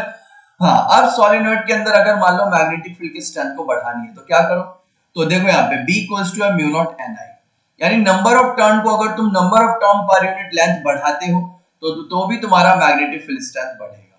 या तुम करंट को बढ़ाते हो, क्योंकि फॉर्मूला है ना B equals to mu naught Ni, तो म्यू नॉट तो कांस्टेंट, ठीक है, N और I है, तो अगर तुम number of turn per unit length बढ़ाते हो तो भी तुम्हारा मैग्नेटिक फील्ड बढ़ेगा, या करंट को बढ़ाते हो तो भी तुम्हारा मैग्नेटिक फील्ड बढ़ेगा। क्लियर? तो ये छोटी छोटी बातें ध्यान रखना। नेक्स्ट है इसका एक छोटा सा ग्राफ, उसको देखो। ये तो हमने फॉर्मूला देख लिया, V equals to mu naught Ni होता है, ठीक है। हाँ, एजेस पे बात करें तो V equals to mu naught Ni का हाफ होगा, है ना, लिखा भी है V equals to half of edges. अब ये कर्व देखो क्या है, ये यहां से यहां तक का कर्व तुम्हें कांस्टेंट दिख रहा होगा, तो ये पता क्या है, ये वो वाला रीजन है, अंदर वाला रीजन, जहां तक मैग्नेटिक फील्ड लाइन पैरेलल रही, और फिर उसके बाद यहाँ पे गिरते हुए बिल्कुल यहाँ पे आ गया, इस पॉइंट पे आ गया।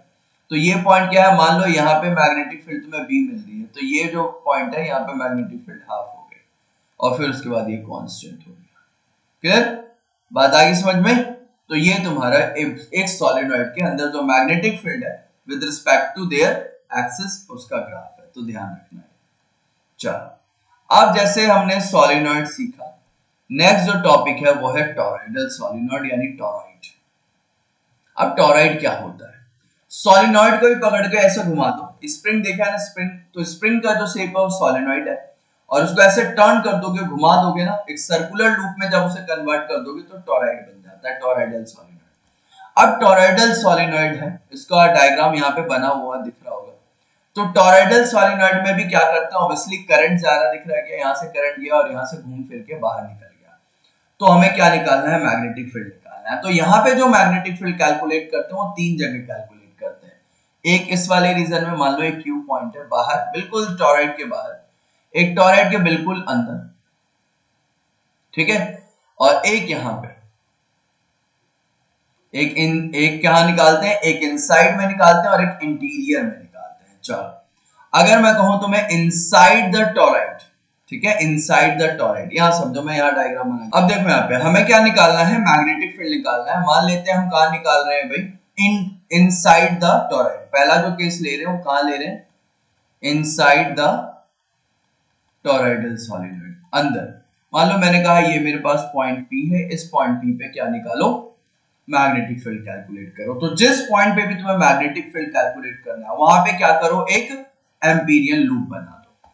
तो भाई यहाँ पे मैंने क्या किया, एक एम्पीरियन लूप बना दिया, बन गया एम्पीरियन लूप। अब एम्पीरियन लूप बनने के बाद according to according to Ampere loop, Ampere law, Ampere law क्या कहता है भाई, B dot dl is equals to mu naught time of the total current inside the loop, inside the loop। अब जरा इस लूप के अंदर देखो, क्या इस लूप के अंदर तुम्हें कोई करंट दिख रहा? नहीं, करंट तो भाई यहाँ पे है, देखो ऐसे करंट अंदर गया यहां से, और ये घूम के ना यहां से फिर से वापस आ जाएगा। क्लियर? तो क्या इस लूप के अंदर तुम्हें कोई करंट दिखा? तो नहीं भाई, इस लूप के अंदर तो मुझे कोई करंट नहीं दिख रहा है। तो तुम यहाँ पे जो ये I दिख रहा है इसकी वैल्यू क्या पुट करोगे, तो इसकी वैल्यू 0 पुट कर दो। तो 0 पुट करते ही मैग्नेटिक फील्ड भी क्या आ जाएगा, 0। ठीक है, तो इनसाइड द टॉरॉइडल सॉलिनॉइड या inside the torrid magnetic field 0। अब मैंने कहा ये पॉइंट Q है, बिल्कुल आउटसाइड है क्या, बाहर है। यहां पे कैलकुलेट करना है तुम्हें मैग्नेटिक फील्ड, कितना मैग्नेटिक फील्ड होगा। तो यहां पे भी एक एम्पीरियन लूप बनाओ भाई, ठीक है, थोड़ा सा टेढ़ा वगैरह बन जाएगा पर ठीक है, समझ जाना। यहां पे भी क्या बन गया, एक एम्पीरियन लूप बना है, मिला देता हूं मैं से यहां से, ठीक है, एक एम्पीरियन लूप यहां भी बना दिया, ठीक है। अब यहां पे तुम Q पॉइंट पे जाके खड़े हो जाओ। अब यहां पे आउटसाइड, सेकंड केस क्या है, आउटसाइड है। अब एम्पिरियन लूप बनाते ही एम्पियर का लॉ लगाओ। एम्पियर का लॉ क्या कहता है? B dot dl equals to mu naught time of the total current inside the solenoid. तो जो भी यहाँ पे खड़ा होगा, मान लो तुम खड़े हो, तुम्हें क्या दिखाई दे रहा है कि एक बार तो करंट यहां से अंदर गया, ध्यान देना, एक बार करंट अंदर गया और दूसरी बार एक करंट बाहर आता हुआ भी दिखाई देगा। यानी कि जब तुम उस लूप के अंदर देखोगे तो एक बार दिखाई देगा करंट अंदर जा रहा है, देखो यहां से अंदर जा गया, क्या यहां से अंदर जाएगा और फिर घूम के यहां से ऐसे बाहर भी आ रहा होगा। तो एक बार करंट अंदर जाता हुआ दिखाई देगा और एक बार करंट तुम्हें बाहर आता हुआ दिखाई देगा, नहीं कुछ ऐसा होगा। देखो यह लूप, और उस लूप के अंदर तुम्हें एक बार करंट ऐसे अंदर जाता हुआ दिखाई दे रहा है और एक बार करंट तुम्हें ऐसे बाहर आता हुआ दिखाई दे रहा है, ठीक है। और दोनों करंट सेम है, ये I है और ये I है। तो अभी मैंने बताया ना कि अगर एक ही लूप के अंदर करंट की डायरेक्शन सेम हो तो दोनों को क्या करते हैं? माइनस करते हैं। अभी अभी हमने समझा ना एम्पियर लॉ में, यही तो समझा था। देखो ध्यान से यहाँ देखो ये क्या समझाया मैंने, यहाँ पे ये समझाया ना, यहाँ पे देखो I1 करंट ऊपर जा रहा था, I2 नीचे जा रहा था, तो B dot dl equals to mu naught I1 minus I2, ठीक है। तो यहाँ पे हमें यही करना है। तो अब इन दोनों को माइनस कर दो और यहाँ तो दोनों के दोनों करंट क्या है? सेम ही है। यानी अंदर अंदर जो जा रही है करंट वो भी I और बाहर आने वाला करंट भी I, तो I minus I is zero, यानी अगेन मैग्नेटिक फील्ड इज, यानी inside the torrid and outside the torrid magnetic field is zero. But अब हम कहां पे बात कर रहे हैं? बिल्कुल यहाँ पे इंटीरियर ऑफ द सोलेनॉइड की बात कर रहे हैं, बिल्कुल उसके सरफेस पे जाके खड़े हो जाओ इंटीरियर में। तो वहां पे मैग्नेटिक फील्ड देखते हैं क्या होगा। तो भाई तुम यहां जाके खड़े हो गए, अब तुम्हें यहाँ पे मैग्नेटिक फील्ड चाहिए, जो मैंने ब्लू डॉट बनाया, पॉइंट पे ले लिया तो तुम क्या करोगे भाई? यहाँ पे एक अपना एम्पीरियन लूप बना दो। जिस पॉइंट पे मैग्नेटिक फील्ड कैलकुलेट करना है उस पॉइंट पे बस क्या करो? एक एम्पीरियन लूप बना दो और फिर देखो भाई इस लूप में क्या दिख रहा है मुझे। अब तुम लूप के यहां खड़े हो, तो जब तुम लूप के अंदर दिख रहे हो तुम्हें ये करंट अंदर जाता हुआ दिखाई दे रहा है। ऑब्वियसली करंट यहां से बाहर भी आएगा, लेकिन बाहर आने वाला करंट तुम्हें दिखाई नहीं दे रहा। यानी इस लूप के अंदर सिर्फ करंट जा रहा है, इस लूप के अंदर करंट नहीं आ रहा है, इस लूप के अंदर करंट वापस नहीं आ रहा, वापस दूसरे लूप के अंदर आ रहा है। तो यहां से सिर्फ जाने वाला करंट तुम्हें दिखाई देगा, वापस आने वाला करंट तो यहां आएगा ना, दूसरे लूप में आएगा, इस एम्पीरियन लूप में नहीं है। तो अब यहाँ पे जब तुम लगाओगे तो क्या आएगा? B dot dl equals to mu naught I। Clear? बात आई समझ में? ठीक है। अब B मैंने यहाँ पे कांस्टेंट बाहर निकाल लिया, dl का क्या हो जाएगा? ऑब्वियसली 2 पाई r, dl पूरे लूप का dl 2 पाई r हो जाएगा। मान लेते इसमें नंबर ऑफ टर्न कितने हैं? n है, तो क्या आ जाएगा भाई? म्यू नॉट ni आ जाएगा। आएगा क्या? तो B इक्वल्स टू क्या आएगा? B इक्वल्स टू आएगा mu naught n I upon में 2 पाई r। क्लियर? अब एक बात समझो, मैंने तुम्हें स्मॉल n समझाया था कि अभी स्मॉल n क्या होता है, ध्यान रखना। स्मॉल n होता है number of turn per unit length. ये क्या होता है? n अपॉन में टोटल लेंथ। तो सर्कल के टर्म में टोटल लेंथ उसका होता है सर्कमफ्रेंस, यानी n अपॉन में 2 पाई r को ही हम स्मॉल n लिख सकते हैं। तो देखो यहाँ पे ऊपर क्या है? ये n दिख रहा है क्या, और नीचे ये पूरा का पूरा 2 पाई है, तो ये दोनों मिलके स्मॉल n बन जाएंगे क्या, यानी B इक्वल्स टू क्या मिला फिर से हमें? म्यू नॉट n I मिला, क्या? Mu naught n I।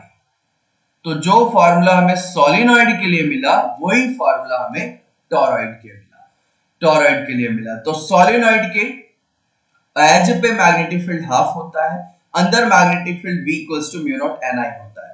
और यहाँ पे टॉरॉइड में भी इंटीरियर में मैग्नेटिक फील्ड कितना होगा? B equals to mu naught n I, लेकिन एक्सटीरियर बाहर और इनसाइड में मैग्नेटिक फील्ड कितना होगा? 0 होगा। क्लियर? तो ये सारी छोटी छोटी बातें जो हमने करी है इसको बहुत अच्छे से हमें ध्यान रखना है। ओके, चलो अब बढ़ते हैं थोड़ा सा और आगे। नेक्स्ट जो टॉपिक आता है वो फोर्स के ऊपर आता है। तो ये तो सबसे पहले हमने यही डिस्कस किया था, किसी भी एक मूविंग चार्ज पार्टिकल को तुम एक मैग्नेटिक फील्ड के रीजन में रखोगे तो उसके ऊपर क्या लगेगा? तो उसके ऊपर लगेगा फोर्स। ठीक है। अब यहां पे मान लो एक कोई क्यू चार्ज पार्टिकल है, ठीक है, और इस क्यू चार्ज पार्टिकल को v वेलोसिटी दे दिया और वो इस डायरेक्शन में मूव कर रहा है, जो कि मैग्नेटिक फील्ड के साथ कितना एंगल बना रहा है, थीटा एंगल बना रहा है, ठीक है। तो इसके वेलोसिटी के दो कंपोनेंट करोगे तो एक कंपोनेंट v cos थीटा यहां आएगा और एक कंपोनेंट v sin थीटा इधर कहीं आएगा। क्लियर, बात आई समझ में। तो इसके ऊपर लगेगा फोर्स, तो वो जो फोर्स होगा उसका फॉर्मूला होता है q v v sine theta. ध्यान रखना, जो उस चार्ज पार्टिकल के ऊपर जो फोर्स लगेगा, क्यों, क्योंकि एक मैग्नेटिक फील्ड के रीजन में रखा हुआ है, उसका फॉर्मूला क्या आएगा, q v v sine theta. अब तुम्हें पता है साइन थीटा हटाते हैं तो वहां पे एक क्रॉस प्रोडक्ट लगता है क्या, तो ये बन जाएगा F equals to q v cross v, ठीक है। तो ये वेक्टर फॉर्म भी ध्यान रख लेना है, F equals to q v cross v. Clear. अब यहां पे आता है कि फोर्स की डायरेक्शन कैसे निकालें, तो फोर्स की डायरेक्शन निकालते हैं लेफ्ट हैंड रूल से। फ्लेमिंग का जो लेफ्ट हैंड रूल था ना, उससे तुम यहां पे फोर्स की डायरेक्शन को कैलकुलेट कर सकते हो। या एक और रूल होता है जिसको हम कहते हैं राइट हैंड पाम रूल, ठीक है। इन दो रूल से हम फोर्स को कैलकुलेट कर सकते हैं कि भाई हमारा जो चार्ज है या जो कंडक्टर है, उस कंडक्टर के ऊपर जो फोर्स लग रहा है वो किस डायरेक्शन में लग रहा है, उसको हम कैलकुलेट कर सकते हैं। तो ये तो फॉर्मूला ध्यान रखना भाई, ठीक है। उसके बाद अभी रूल को समझते हैं और कुछ बातें और भी समझेंगे इसमें। चलो देखते हैं रूल क्या है।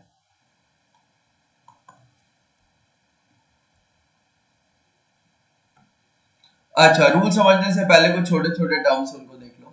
ऐसा यूनिट ऑफ मैग्नेटिक फील्ड हमें पता ही है, टेस्ला। तो ये हमारे मैग्नेटिक फील्ड के यूनिट्स कौन कौन से, गॉस और टेस्ला। टेस्ला क्या होती है, बड़ी यूनिट होती है, और छोटी यूनिट क्या होती है तुम्हारी, गॉस। और 1 गॉस इक्वल्स टू 10 की पावर -4 टेस्ला, तो 1 टेस्ला इज इक्वल्स टू 10 की पावर 4 गॉस। क्लियर, बात आई समझ में। चलो, तो ये है हमारा ऐसा यूनिट ऑफ मैग्नेटिक फील्ड। अब जिस रूल की बात कर रहा था मैं, वही रूल है लेफ्ट हैंड रूल। तो लेफ्ट हैंड रूल क्या कहता है, अपने लेफ्ट हैंड के इन तीनों फिंगर को, जैसे थंब को, four finger and central finger, इन तीनों फिंगर को म्यूचुअली परपेंडिकुलरली स्ट्रेच करो, यानी तीनों एक दूसरे के ऊपर म्यूचुअल परपेंडिकुलर हो, इस तरीके से स्ट्रेच करो। तब जो तुम्हारा थंब है ये इंडिकेट करता है फोर्स की डायरेक्शन को, तुम्हारा जो ये फोर फिंगर है ये इंडिकेट करता है मैग्नेटिक फील्ड की डायरेक्शन को, और जो सेंट्रल फिंगर है ये इंडिकेट करता है करंट की डायरेक्शन को। क्लियर। तो देखो यहाँ पे क्या है, ये दिख रहा है ना, थंब है, थंब किसको इंडिकेट कर रहा है, तो थंब इंडिकेट कर रहा है तुम्हारे मोशन को, फोर फिंगर इंडिकेट कर रहा है फील्ड को, और सेंट्रल फिंगर इंडिकेट कर रहा है करंट को। तो इस लेफ्ट हैंड रूल से भी जो कंडक्टर के ऊपर फोर्स लग रहा होगा, उस फोर्स को तुम बता सकते हो किस डायरेक्शन में लग रहा है, ठीक है। लेकिन एक मैं छोटा सा ट्रिक बताता हूं, ध्यान से सुनना। एक होता है फ्लेमिंग लेफ्ट हैंड रूल, एक होता है फ्लेमिंग राइट हैंड रूल, ठीक है। इन दोनों को कहां पे यूज करना है इसको अच्छे से समझ लो, ठीक है। फ्लेमिंग लेफ्ट हैंड रूल हम वहां पे यूज करते हैं जहां पे हम करंट का यूज करते हैं, जहां पे हम करंट को क्या कर रहे हो, यूज कर रहे हो। और राइट हैंड रूल हम वहां पे यूज करते हैं जहां पे हम करंट को प्रोड्यूस कर रहे हो। क्या कर रहे हो, प्रोड्यूस कर रहे हो। तो जनरेटर में क्या करते हो भाई, करंट प्रोड्यूस करते हो। तो इसके बाद वाला जो चैप्टर है इलेक्ट्रोमैग्नेटिक इंडक्शन, वहां पे क्या करोगे भाई, कॉइल को रोटेट करवाओगे, किसी तरीके से फ्लक्स चेंज करवाओगे, और फिर उसके बाद तुम्हें क्या मिलने वाला है, उसके बाद तुम्हें मिलने वाला है क्या, इंड्यूस्ड करंट मिलने वाला है, ठीक है। तो वहां पे तुम करंट प्रोड्यूस कर रहे हो। तो जहां पे तुम करंट प्रोड्यूस करते हो वहां पे तुम्हें क्या लगाना होता है, फ्लेमिंग का राइट हैंड रूल, और जहां पे तुम करंट यूज कर रहे होते हो वहां पे यूज करना होता है फ्लेमिंग का लेफ्ट हैंड रूल। क्लियर। चलो, इसके बाद एक और रूल है जिसे कहते हैं राइट हैंड पाम रूल। ये भी इजी है। अपने राइट हैंड के बिल्कुल इस तरीके से अपने पाम को, थंब को इस तरीके से स्ट्रेच कर लो। तो थंब जो होता है, thumb will indicate the direction of the current, ठीक है, and all four finger will indicate the direction of the field, then palm will indicate the direction of force, ठीक है। जैसे डायग्राम में भी दिया हुआ है, समझो पाम किसको इंडिकेट करेगा, फोर्स को। ये जो फिंगर है हमारी चारों वो फील्ड के डायरेक्शन को इंडिकेट करती है, और थंब किसको इंडिकेट करता है, करंट या फिर मोशन ऑफ पॉजिटिव चार्ज, क्योंकि मोशन ऑफ पॉजिटिव चार्ज किस डायरेक्शन में होती है, करंट के डायरेक्शन में होती है। क्लियर। अब एक बहुत ही छोटा सा क्वेश्चन मैं तुमसे पूछता हूं। क्वेश्चन ये है कि मैग्नेटिक फील्ड इनसाइड है, ठीक है, ये है मैग्नेटिक फील्ड, और मैग्नेटिक फील्ड है इनसाइड, और इस मैग्नेटिक फील्ड के अंदर मान लो यहां पे मैंने एक कंडक्टर लिया, इस कंडक्टर के अंदर जो करंट है वो इस डायरेक्शन में मूव कर रहा है, इस डायरेक्शन में फ्लो कर रहा है, ठीक है। तो भाई हमसे क्या पूछ रहा है, इसके ऊपर जो फोर्स लगेगा उसकी डायरेक्शन क्या होगी। तो इसके ऊपर फोर्स तो लगेगा, इतना तो हमें कंफर्म है। क्यों? क्योंकि करंट कैरिंग कंडक्टर को अगर एक मैग्नेटिक फील्ड के अंदर रखे, या एक मूविंग चार्ज को एक मैग्नेटिक फील्ड के अंदर रखे, तो उसके ऊपर फोर्स लगता है, ठीक है। अब फोर्स जो लग रहा है उसकी डायरेक्शन क्या होगी, तो भाई उसके लिए दो तरीके, या तो फ्लेमिंग का लेफ्ट हैंड रूल या तो पाम रूल। तो पाम रूल लगाना इजी होता है। देखो इजी कैसे होता है, जिस डायरेक्शन में मैग्नेटिक फील्ड है उस डायरेक्शन में अपने चारों फिंगर को ओपन कर लो। तो भाई मैग्नेटिक फील्ड किधर है, अंदर, तो मैंने चारों फिंगर को अंदर की तरफ क्या किया, ओपन किया। क्लियर। थंब को किधर इंडिकेट करो, जिस डायरेक्शन में करंट हो, तो करंट इधर है क्या, तो थंब मेरा इधर आ गया। तो पाम किधर इंडिकेट कर रहा है, ऊपर, यानी इसके ऊपर लगने वाला जो फोर्स होगा किधर होगा, इधर होगा। क्लियर। चलो एक और कंडीशन लेके चल रहा हूं, जिसमें मैंने इस कंडक्टर को क्या किया, इस कंडक्टर पे करंट की डायरेक्शन मैंने ऑपोजिट कर दी। मैग्नेटिक फील्ड इधर है क्या, अंदर ही है, लेकिन करंट की जो डायरेक्शन है वो ऑपोजिट होगी, यानी करंट अब इधर है, तो थंब को पकड़ो और इधर घुमा दो। घूम गया क्या?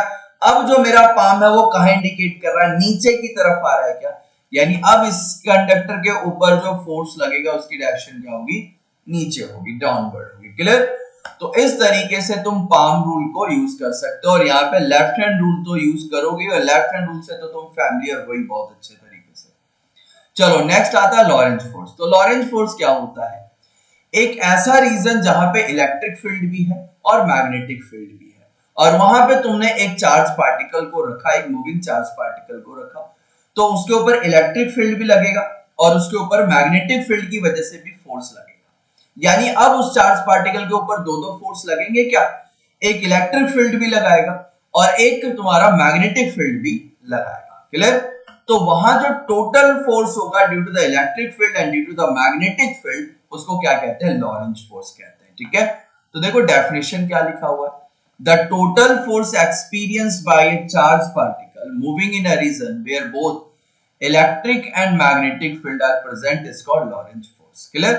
तो एक बात बताओ, इलेक्ट्रिक फील्ड जो फोर्स लगाता है वो क्या होता है, QE, और मैग्नेटिक फील्ड की वजह से फोर्स लगता है वो अभी हमने देखा था, QVV sin थीटा। ठीक है। वेक्टर फॉर्म में ये तो ऐसा ही आ जाता है, लेकिन इसका वेक्टर फॉर्म कैसे लिखते हैं, हम इस तरीके से लिखते हैं, QV क्रॉस लिखते हैं क्या, ठीक है, वही लिखा हुआ है, F equals to QE, QE is electric force, V cross है, ठीक है, V क्रॉस V ये क्या है, मैग्नेटिक फोर्स।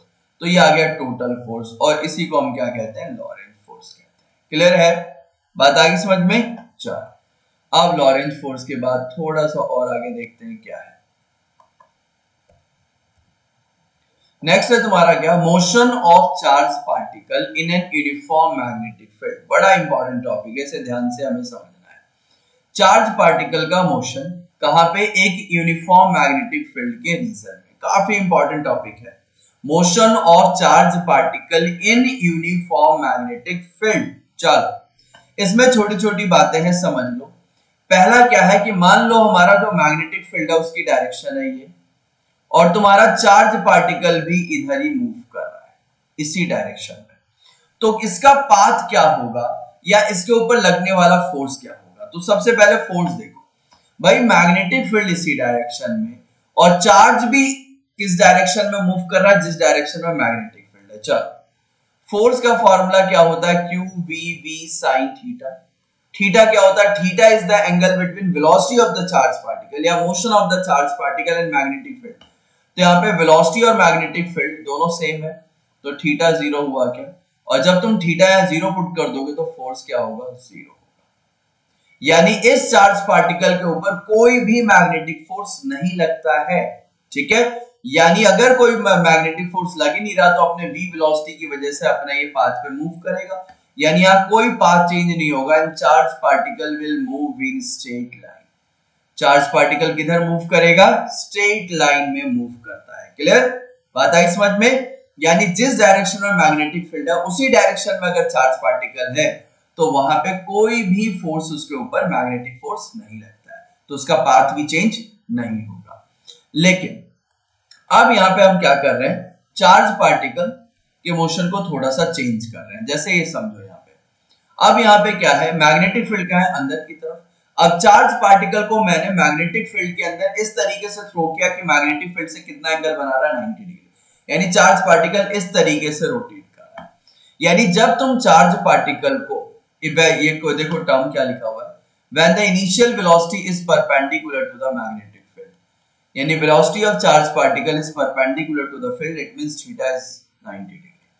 तो अगर एक चार्ज पार्टिकल मैग्नेटिक फील्ड के साथ 90 डिग्री एंगल बना रहा है तो उसके ऊपर फोर्स लगेगा या नहीं लगेगा, देखते हैं। Q v v sine theta, theta कितना है, 90 है, और साइन 90 की वैल्यू होती है 1, तो क्यू वी वी आ गया क्या, फोर्स आ गया क्या, and this force is maximum force. तो अगर तुम चार्ज पार्टिकल को मैग्नेटिक फील्ड के रीजन में इस तरीके से थ्रो करते हो कि वो एंगल कितना बना ले, 90 डिग्री बना ले, या 90 डिग्री पे थ्रो करते हो तो उसके ऊपर लगने वाला फोर्स मैक्सिमम हो जाता है। और वो जो मैक्सिमम फोर्स लगेगा, और जब वहां पे तुम अपने पाम रूल के अकॉर्डिंग डायरेक्शन देखोगे ना, अब मैग्नेटिक फील्ड कहाँ है, अंदर। जैसे मैं इस वाले पॉइंट पे तुमसे कहूं कि चार्ज पार्टिकल को मैंने इस तरीके से थ्रो किया, वेलोसिटी ऊपर है और मैग्नेटिक फील्ड अंदर है, वेलोसिटी का ऊपर, मैग्नेटिक फील्ड अंदर, तो ऑब्वियसली एंगल क्या बना, 90 डिग्री। मैग्नेटिक फील्ड अंदर तो मैंने अपने फिंगर को अंदर किया, और वेलोसिटी किधर है, ऊपर की तरफ, तो मैंने अपने थंब को वेलोसिटी की डायरेक्शन में किया, तो फोर्स किधर लग रहा है, इधर लग रहा है। ये रहा फोर्स की डायरेक्शन।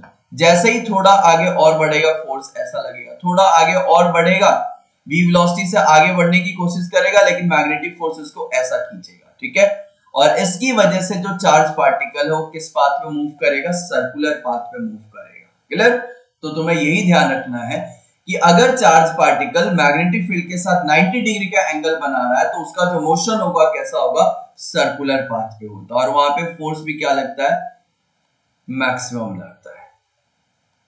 तो अगर कोई भी पार्टिकल सर्कुलर पाथ पे रोटेट कर रही है तो सेंटर की तरफ जो फोर्स लगता है उसको क्या कहते हैं, सेंट्रीपिटल फोर्स, और सेंटर की तरफ लगने वाला फोर्स ही सेंट्रीपिटल फोर्स होता है। तो यहाँ पे क्या फोर्स लग रहा है सेंटर की तरफ, जो हमारा मैग्नेटिक फोर्स है वही तो है सेंटर की तरफ, यानी centripetal force is equals to magnetic force which is equals to QVV। तो centripetal force is mv²r is equals to QVV, तो v से v को उड़ा दो, तो mv/r इक्वल्स टू QV। तो तुम यहां से देखो यार बहुत सारी चीजें कैलकुलेट कर सकते हो, r निकाल सकते हो, तो QV/में mv, ये v है मैग्नेटिक फील्ड, वेलोसिटी भी कैलकुलेट कर सकते हो, ठीक है। और जब वेलोसिटी कैलकुलेट कर लोगे तो टाइम पीरियड कैलकुलेट कर लोगे। टाइम क्या होता है, तो टाइम होता है डिस्टेंस, यानी 2πr/ में वेलोसिटी, तो यहां से तुम टाइम पीरियड भी कैलकुलेट कर सकते हो, ठीक है। वेलोसिटी की जो यहाँ वेलोसिटी का फॉर्मूला हो जाएगा ना, या रेडियस कुछ भी पुट कर दोगे, सॉल्व करोगे, you will get the time period. Time period आ जाएगा तो फ्रीक्वेंसी भी आ जाएगी, क्यों, क्योंकि t इक्वल्स टू क्या होता है, 1/f, तो f इक्वल्स टू क्या हो जाएगा, 1/t। तो यहाँ से तुम फ्रीक्वेंसी भी निकाल सकते हो। क्लियर? तो ये छोटी छोटी चीजें जिन्हें तुम्हें ध्यान रखना पड़ेगा। नेक्स्ट आता है, अब पहले केस में तुमने क्या फेंका, किधर फेंका चार्ज पार्टिकल को, 0 डिग्री पे, यानी कि मैग्नेटिक फील्ड और motion of charge particle same direction में। दूसरे केस के अंदर तुमने क्या देखा कि मैग्नेटिक फील्ड और जो वेलोसिटी ऑफ चार्ज पार्टिकल है उसके बीच में एंगल क्या बना, 90 डिग्री। अब किसी भी आर्बिट्री एंगल थीटा पे फेंक रहे हैं, ठीक है, यानी कि एक चार्ज पार्टिकल लिया तुमने यहाँ पे Q चार्ज पार्टिकल, और Q चार्ज पार्टिकल को इस तरीके से v वेलोसिटी यानी थीटा एंगल पे थ्रो कर दिया, फेंक दिया। तो अगर किसी भी थीटा एंगल पे फेंका तो इस वेलोसिटी के दो कंपोनेंट हो जाएंगे, एक हो जाएगा v sin थीटा और एक हो जाएगा v cos थीटा, यानी चार्ज पार्टिकल को तुमने इस तरीके से थ्रो किया, ये Q चार्ज पार्टिकल, और मैग्नेटिक फील्ड की डायरेक्शन है ये, तो मैग्नेटिक फील्ड के साथ ये कितना एंगल बना रहा है, थीटा एंगल बना रहा है, कोई भी एक जनरल एंगल थीटा बना रहा है। v वेलोसिटी चार्ज पार्टिकल की इधर है तो इसके तुम दो कंपोनेंट कर सकते हो ना वेलोसिटी के, v sin थीटा, और इधर क्या कर सकते हैं, v cos थीटा। क्लियर? तो दो वेलोसिटी हो गए, यानी v sin थीटा क्या चाहेगा कि चार्ज पार्टिकल ऊपर जाए, v cos थीटा क्या चाहेगा कि चार्ज पार्टिकल आगे की तरफ जाए। तो v sin थीटा इसे ऊपर ले जाएगा और v cos थीटा इसे आगे ले जाएगा, ठीक है, जिसकी वजह से जो इसका पाथ है वो कैसा होगा, एक हेलिकल पाथ होगा और हेलिकल पाथ पे ये मूव कर रहा है। तो देखो क्या हो रहा है, ये पार्टिकल ऊपर डायरेक्शन में भी मूव कर रहा है, v sin थीटा की वजह से भी मूव कर रहा है, v sin थीटा की वजह से अपना सर्कुलर पाथ कंप्लीट कर रहा है, क्योंकि v sin थीटा और मैग्नेटिक फील्ड के बीच में एंगल क्या है, 90 डिग्री, तो उसकी वजह से सर्कुलर पाथ भी अपना ऐसा पूरा किया क्या, लेकिन v cos थीटा उसको आगे भी बढ़ाना चाह रहा है, तो ऐसा मूव करता है, सर्कुलर पाथ भी पूरा करता रहेगा और आगे भी बढ़ता रहेगा, सर्कुलर पाथ भी पूरा करेगा और आगे भी बढ़ेगा। क्लियर? तो सर्कुलर पाथ जो पूरा कर रहा है वो किसकी वजह से, v sin थीटा की वजह से, ठीक है, और आगे जो बढ़ रहा है वो किसकी वजह से, v cos थीटा की वजह से। तो ये जो यहाँ पे पाथ दिख रहा है इसको कहते हैं हेलिकल पाथ, यानी जब किसी भी आर्बिट्री एंगल थीटा पे तुम थ्रो कर देते हो तो तुम्हारे चार्ज पार्टिकल का जो मोशन हो जाता है वो कैसा हो जाता है, हेलिकल मोशन, यानी हेलिकल पाथ पे वो मूव करना स्टार्ट कर देते हैं। क्लियर? बात आई समझ में? अब अगर मैं सर्कुलर पाथ की बात करूं तो ऑब्वियसली सेंटर की तरफ फोर्स लग रहा होगा जो सेंट्रीपिटल फोर्स होगा, और यहाँ पे सेंट्रीपिटल फोर्स अगेन किसके इक्वल होगा, मैग्नेटिक फोर्स के इक्वल, यानी mv square by r equals to qv sin theta into v होगा क्या, और यहां भी तुम v sin थीटा का स्क्वायर लोगे तो ऑब्वियसली यहां पे भी एक इक्वेशन बनेगा तुम्हारा, और उसको सॉल्व करोगे तो वहां से भी बाकी सारे के सारे रिलेशन तुम्हारे जनरेट हो जाएंगे, वेलोसिटी कैलकुलेट कर लोगे, भाई यहाँ पे v sin थीटा का स्क्वायर है, ध्यान रखना है, ठीक है, एक v sin थीटा से v sin थीटा कैंसिल, तो वेलोसिटी निकाल लोगे, रेडियस निकाल लोगे, ठीक है, टाइम पीरियड आ जाएगा, फ्रीक्वेंसी आ जाएगी, फ्रीक्वेंसी आ जाएगी तो तुम यहाँ पे ओमेगा भी निकाल सकते हो, एंगुलर फ्रीक्वेंसी 2/f, और इतना तो हमें आइडिया होता ही है, ठीक है, कर लोगे, ठीक है। अब इसमें एक टर्म और आता है जिसे हम कहते हैं पिच। पिच क्या कहते हैं वो देखो, पिच होता है तुम्हारा ये, जैसे मान लो ये सर्कुलर पाथ कर रहा था v sin थीटा की वजह से, लेकिन आगे भी तो बढ़ रहा था, तो ये जो हॉरिजॉन्टल डिस्टेंस कवर कर रहा है ना इसको कहते हैं पिच। क्या होता है, पिच होता है, यानी हॉरिजॉन्टल डिस्टेंस जो ये कंप्लीट कर रहा है ना उसे क्या कहते हैं, पिच कहते हैं। अब पिच क्या है, पिच इज अ डिस्टेंस, एक हॉरिजॉन्टल डिस्टेंस ही तो है, डिस्प्लेसमेंट, मान लो डिस्प्लेसमेंट है तो वो कैसे निकालते हैं, वेलोसिटी इनटू टाइम, यही तो निकालोगे, डिस्टेंस क्या होता है, वेलोसिटी इनटू टाइम, तो हॉरिजॉन्टल डिस्टेंस किसकी वजह से कवर कर रहा है, v cos थीटा, और इनटू में t यानी टाइम पीरियड, जो टाइम पीरियड निकालोगे उसे मल्टीप्लाई कर दोगे, you will get the pitch. Clear? तो ये था तुम्हारा motion of charge particle inside a magnetic field. चलो अब बढ़ते हैं थोड़ा सा और आगे बढ़ने पे क्या हमें क्या टॉपिक मिल रहा है, force on a current carrying conductor in a magnetic field. Obviously अभी हमने देखा ना, मान लो ये मैग्नेटिक फील्ड रीजन है और इस मैग्नेटिक फील्ड के रीजन में मान लो एक कंडक्टर है जिसकी लेंथ कितनी है L, और इस कंडक्टर के अंदर I करंट फ्लो कर रहा है, तो इसके ऊपर फोर्स लगेगा, ये तो हमने देखा ना, ये फोर्स की डायरेक्शन क्या होगी, ऊपर होगी। अब ये कितना फोर्स लगता है, तो ध्यान रखना कोई भी एक करंट कैरिंग कंडक्टर है, अगर उसको एक मैग्नेटिक फील्ड के अंदर रखोगे तो उसके ऊपर फोर्स लगता है। अब वो फोर्स क्या लगता है, वो ये लगता है I L B sin theta, ये चीज ध्यान रखना, where I is the current, L is the length of the conductor, B is the magnetic field and sin theta, theta is the angle between what, L and B। और यहाँ पे L क्या होता है, L की direction वही लोगे जो करंट की डायरेक्शन होती है, ठीक है, ये चीज ध्यान रखना, जिस डायरेक्शन में करंट है उसी डायरेक्शन में तुम L को कंसीडर करोगे, तो F इक्वल्स टू ILB, और ऑब्वियसली अगर थीटा यहाँ पे 0 डिग्री हुआ तो फोर्स तुम्हारा क्या हो जाएगा, 0, यानी कहने का मतलब जिस डायरेक्शन में करंट है उसी डायरेक्शन में अगर तुम्हारा मैग्नेटिक फील्ड हुआ तो क्या हो जाएगा, अच्छा सॉरी यहाँ पे मैग्नेटिक फील्ड इनसाइड है, इस डायरेक्शन में नहीं है, और अगर ये वाला डायरेक्शन होगा तो जो फोर्स होगा वो क्या हो जाएगा, 0 हो जाएगा, ध्यान रखना, ठीक है।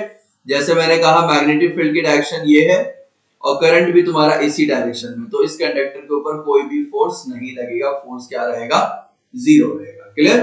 हाँ, अगर हमारा थीटा कितना हो गया, 90 हो गया, तो थीटा 90 हो गया तो फोर्स क्या हो जाएगा ILB which is the maximum force. ये क्या हो जाएगा मैक्सिमम फोर्स हो जाएगा। क्लियर।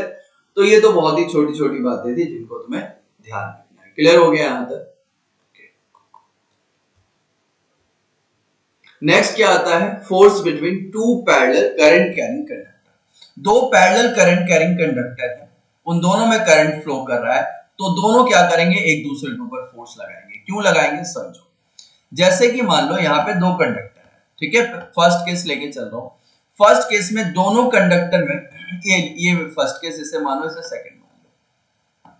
फर्स्ट केस में क्या दिख रहा है तुम्हें, दोनों कंडक्टर के अंदर जो करंट फ्लो कर रहा है उसकी डायरेक्शन क्या है सेम है। दोनों कंडक्टर में करंट की डायरेक्शन सेम है। तो जब करंट की डायरेक्शन सेम होती है तो फोर्स जो होता है वो हमारा अट्रैक्टिव होता है। यहां पे रिपल्सिव कर रखा है, क्या होगा अट्रैक्टिव फोर्स होता है।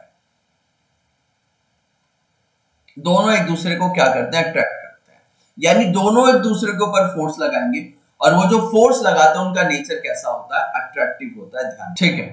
अब होता क्या है ध्यान से समझो। जैसे I1 क्या है करंट कैरिंग कंडक्टर है, तो भाई ये अपने अराउंड क्या करेगा एक मैग्नेटिक फील्ड बनाएगा नहीं बनाएगा, तो इसने बना लिया मैग्नेटिक फील्ड।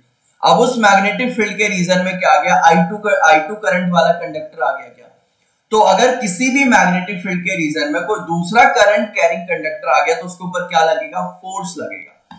यानी I1 ने जो मैग्नेटिक फील्ड का रेंज बनाया उस रेंज के अंदर अगर I2 आ रहा है तो उसके ऊपर फोर्स लगेगा। उसी तरीके से I2 भी तो अपना एक फील्ड बनाएगा। अब उस फील्ड में I1 आ गया तो I1 के ऊपर भी क्या लगेगा फोर्स लगेगा।